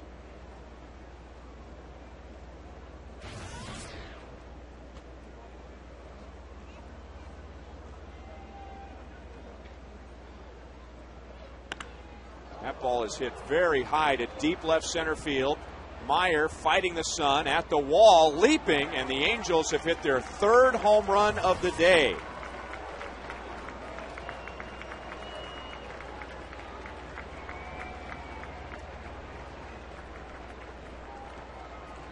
Did we start the day talking about how the Angels have struggled this year?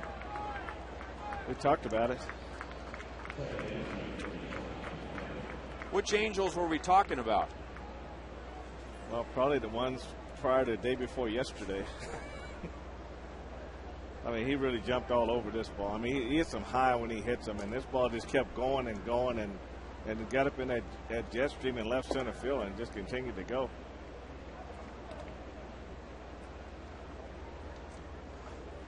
Howie Kendrick has had a good day. 2 hits, 2 RBIs.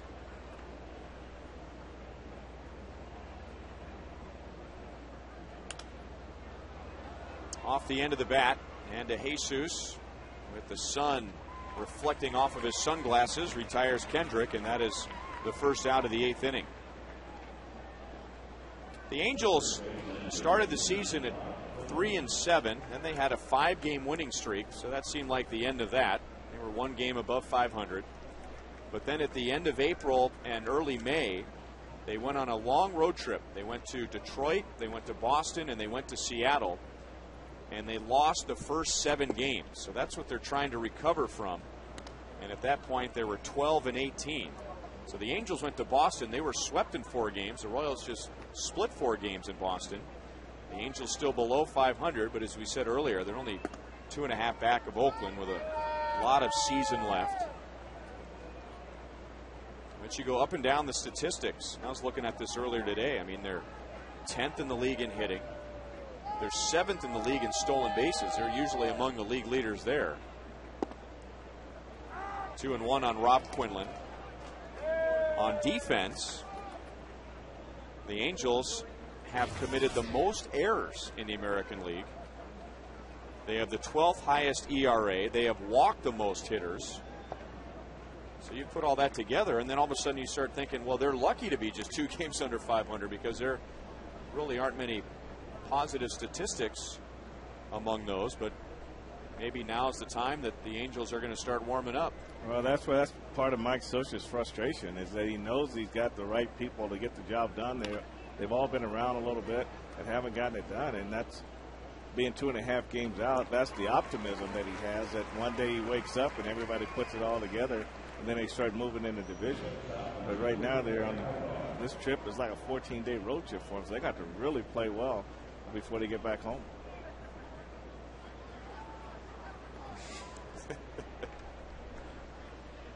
I think our producer Kevin Shank has just had it for today because he is just venting to me in my ear. 14-game road trip. What do you mean 14-game road trip? The last 3 games are against the Dodgers. You get to stay in your own house. You get to drive your own car. That's not a road game. That is one of the advantages of having a second team in the same city. Now the question is, do they get per diem when they're playing that road game in Los Angeles? Well, that's a good question. They may pay mileage. Maybe they pay mileage. That's what it is. I tell you what, it costs about $95 a day to drive from Orange County to Los Angeles.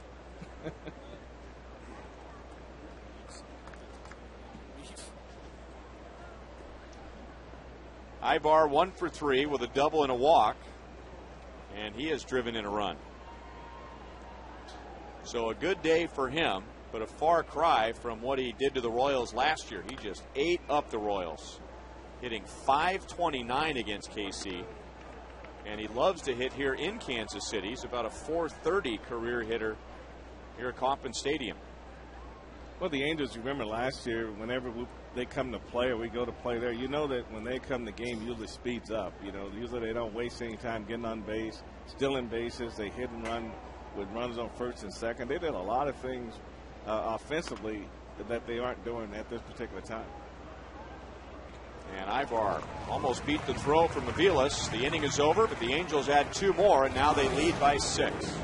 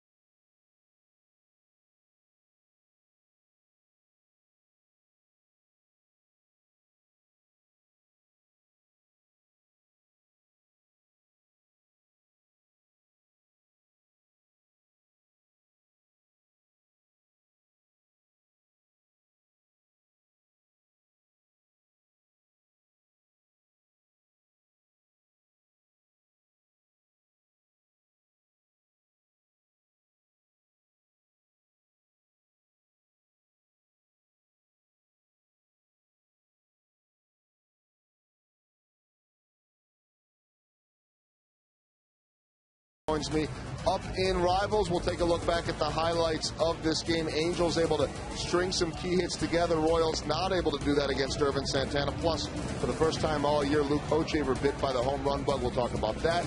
Reaction from Ned Yost, the players, and much more coming up on Boulevard Royals Live. Say hi to Patrick out there. Wave, Patrick. Hi, Patrick. Hi, Patrick. Nice talking to you, Patrick. There we go. Thank you.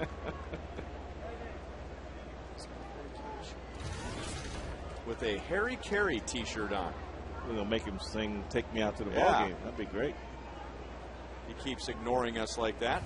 Nobody does it quite like Harry. No.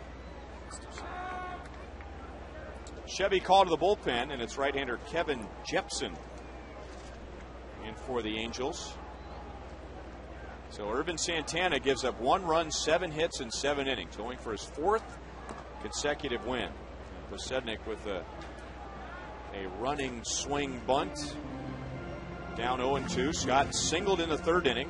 1 for 3 today.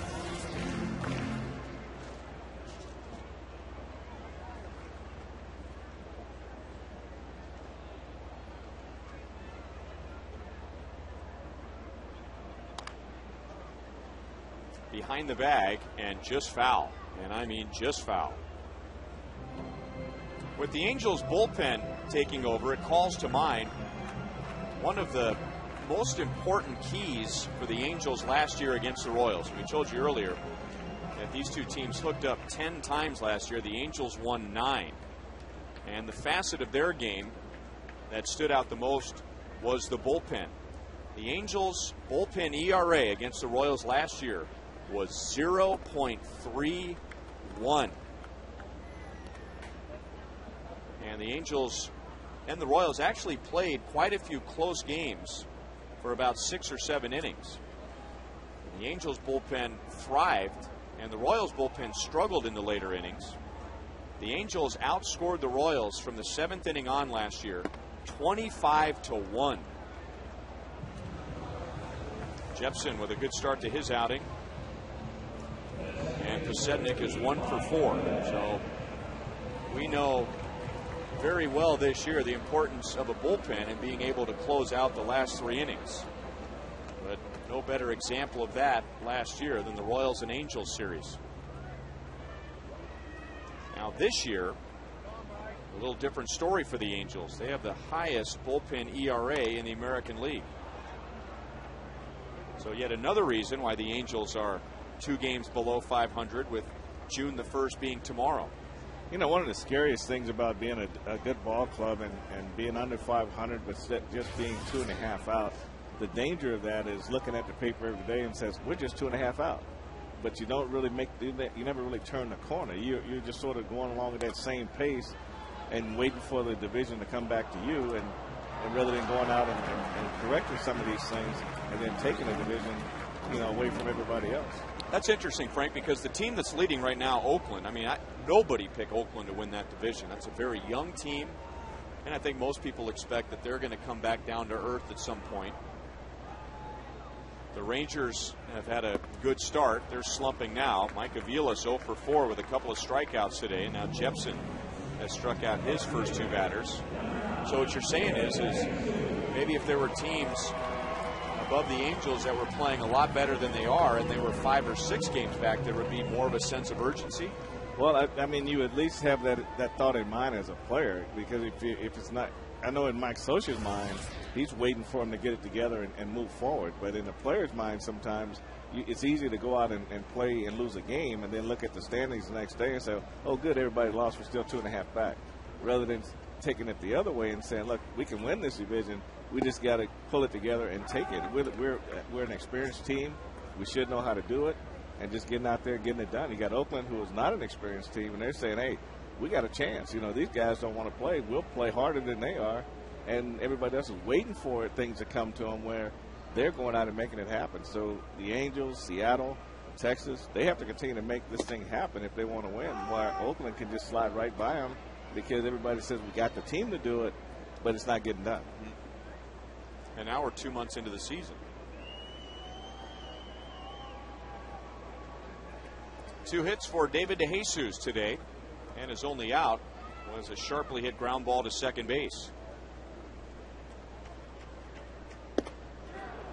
Kevin Jepson comes in and strikes out the side. 7-1 Angels at the end of 8.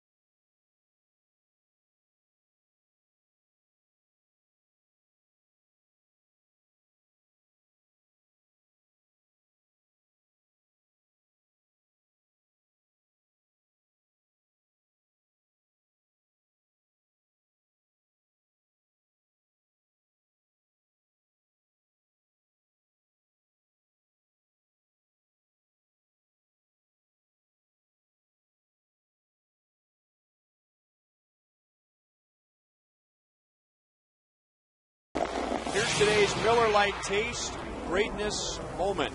Urban Santana gave up 1 run in 7 innings. And I think that's enough said right there, Ryan. He came out and did a great job using primarily his fastball and slider, put together 6 strikeouts, and then kept the Royals off the board.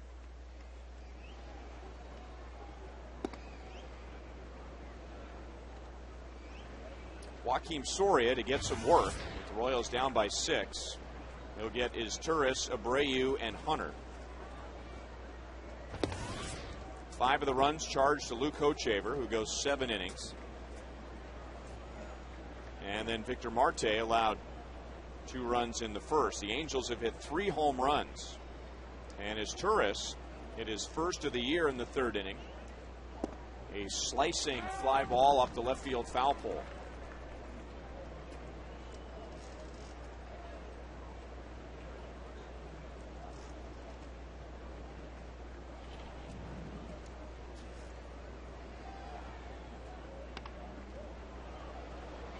Two and two.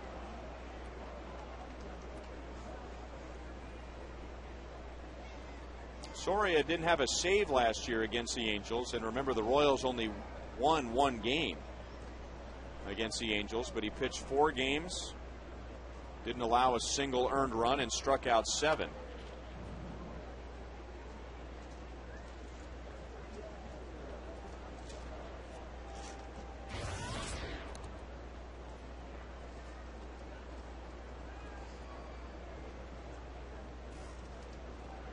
Izturis at 3rd base today.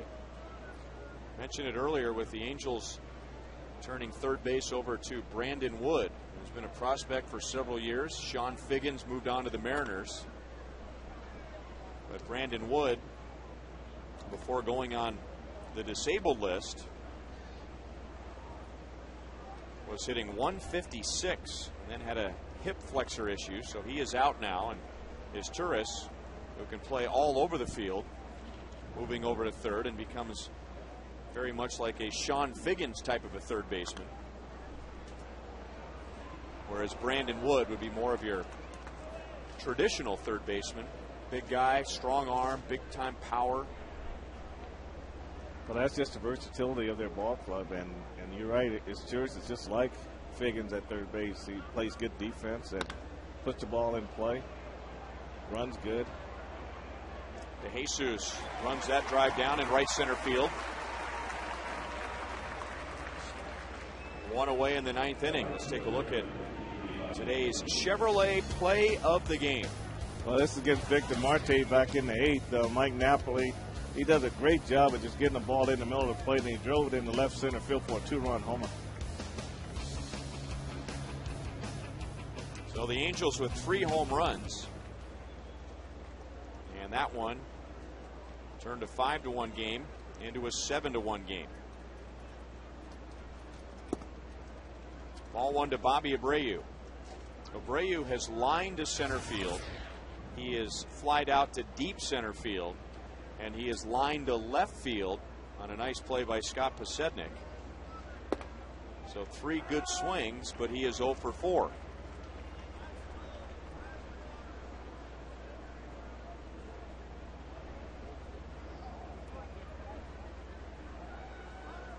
Yeah, Bobby would probably trade one of those when a runner on 3rd less than 2 outs. He struck out. He probably would trade. He'd probably rather go back and say, I'll give up one of those line drives for a chance to get that RBI from 3rd base. Timing is everything. All the time.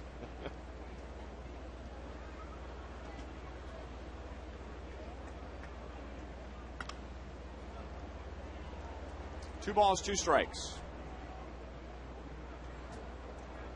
Bobby Abreu looks like a big power hitter, but as Frank said, he doesn't hit home runs like he used to. Still drives in runs, has a good on-base percentage, but he'll give you more stolen bases than you would expect.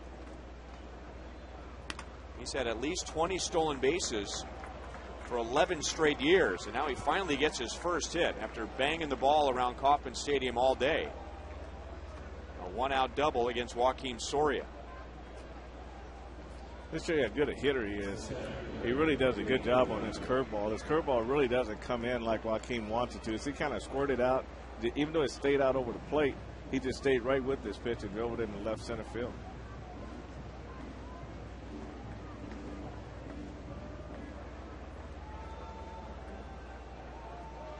$16 doubles for Bobby Abreu. Torrey Hunter is 1 for 4. And Torrey's single in the 7th inning ended in 0 for 11. The Angels were afraid that they had lost 2 players on Saturday. We showed you the Kendry Morales play at the plate. But earlier in that game, Felix Hernandez hit Torrey Hunter on the left hand with a pitch. Torrey left the game on Saturday, didn't play yesterday, but healthy enough to get back in there today. And this is a homecoming of sorts for Torrey Hunter. He grew up in Arkansas, but has several uncles that live here in Kansas City, so he used to spend his summers here. Would catch a Royals game every now and then, but spent most of his time at Worlds of Fun and Oceans of Fun.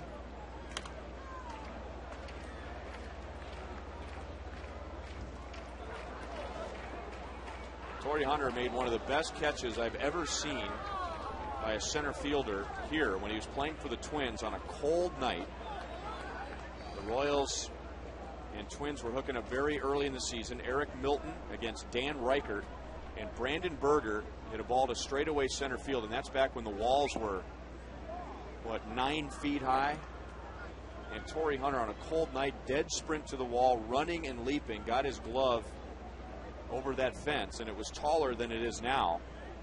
Made the catch, and Minnesota won the game 1-0. That's clutch. And the fence was at a height back in at a time when you weren't seeing guys jumping high enough to get their glove over the wall.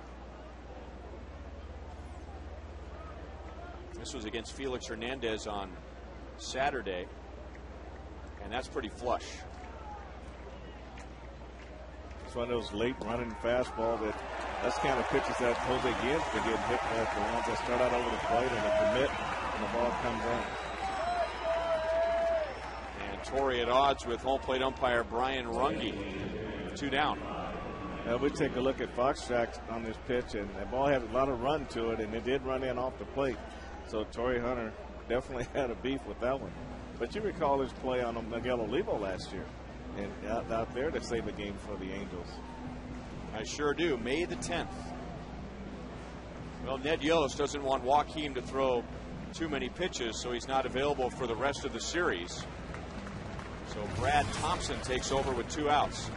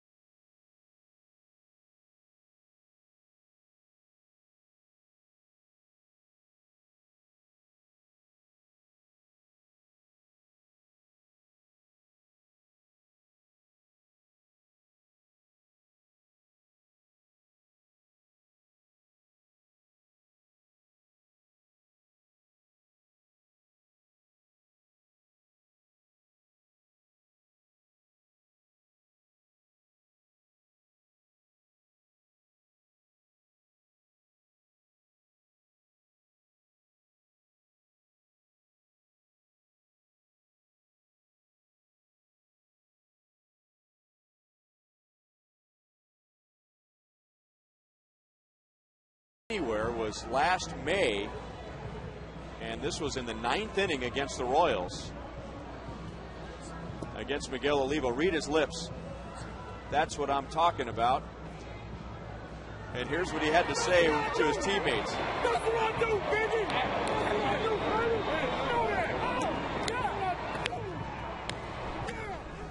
And against the Royals, that's exactly right. That's what he does. That's emotion and confidence all wrapped up in one package.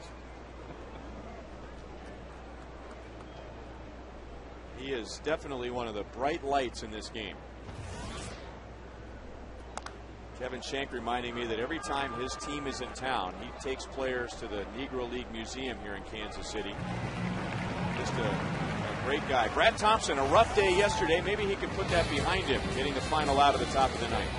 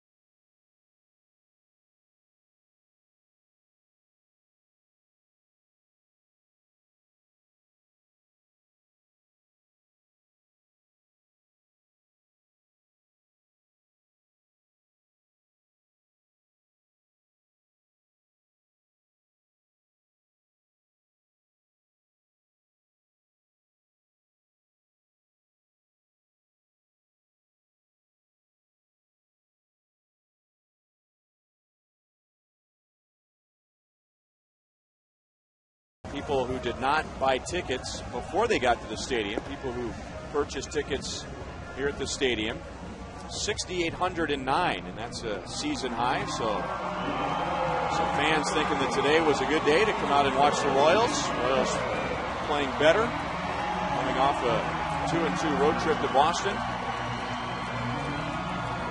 But a tough day for the Royals, down by 6 at the bottom of the ninth inning, and Scott Shields will pitch to Billy Butler, Jose Guillen, and Alberto Callaspo.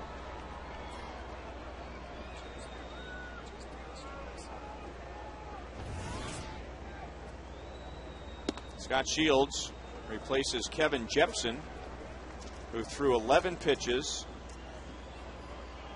One of them was not a strike, and he struck out the side. 1-1 to Billy. Billy 0 for 3 so far today. So he is down to 343.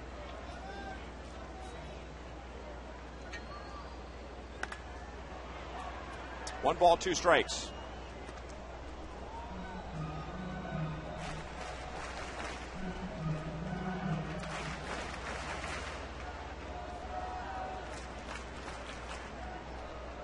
And that makes it an even better day at the ballpark on Memorial Day. Everybody's smiling. And another souvenir off to the first base side.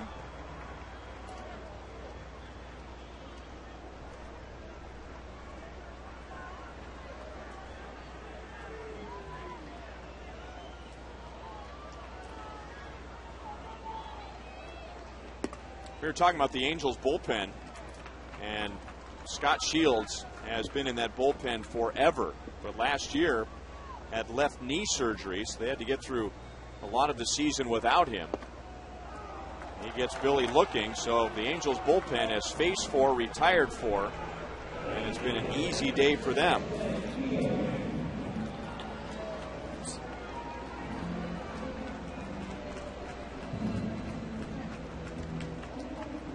What's the best thing about Memorial Day? And today's You Call It, presented by Sprint, 58% day baseball at Kauffman Stadium.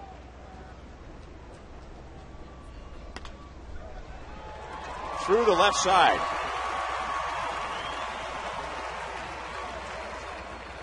So that's not a meaningful hit for the Royals, down by 6 in the bottom of the 9th inning, but it might be for Jose Guillen.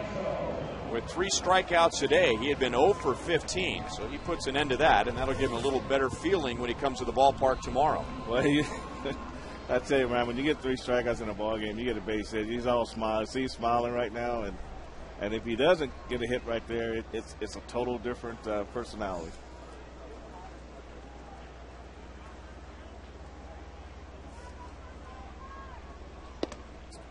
Alberto Callaspo 3 for 3 today against his original organization. Well, he came out swinging right away, Ryan, a running double. Had to be like a magician there at second base to get through that one. He just came back with another single and followed with another double. Alberto hit .323 against the Angels last year, so you know he's always fired up to play them. He was traded from the Angels to the Diamondbacks, and then traded from the Diamondbacks to the Royals. Both trades involving pitching.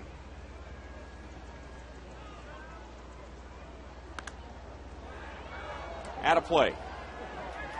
The Angels getting Jason Bolger from Arizona, and he's still with the Angels. And of course the Royals sent Billy Buckner over to the Diamondbacks to get Callaspo.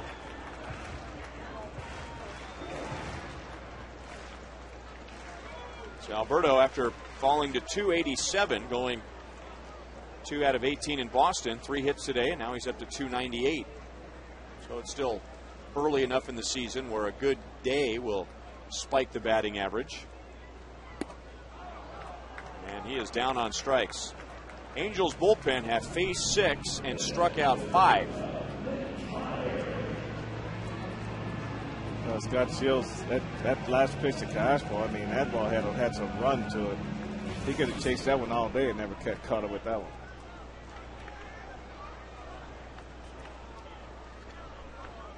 And now Mitch Meyer, 0 for 3, but twice has fly deep to the outfield. The Angels only got 20 games from Shields last year, and his ERA was well over 6. But for years, he's been one of the better setup men in the American League. Has what people refer to as a rubber arm. Bounces back very well day to day. And sometimes Mike Scioscia has needed him for 1 inning. Sometimes he needs him for 2 innings or more. And whatever the Angels have needed from Scott Shields, he has delivered. And now trying to come back from knee surgery.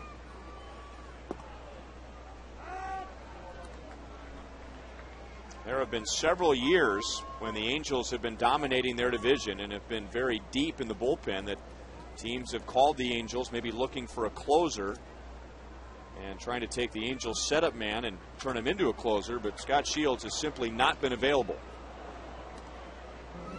If someone calls the Angels and they want some bullpen help, I don't know where they stand right now, but for several years they would say Scott Shields, and the Angels GM would say next. Move on to someone else. I can see why. I mean, the arm angle, the run on his fastball, the deception.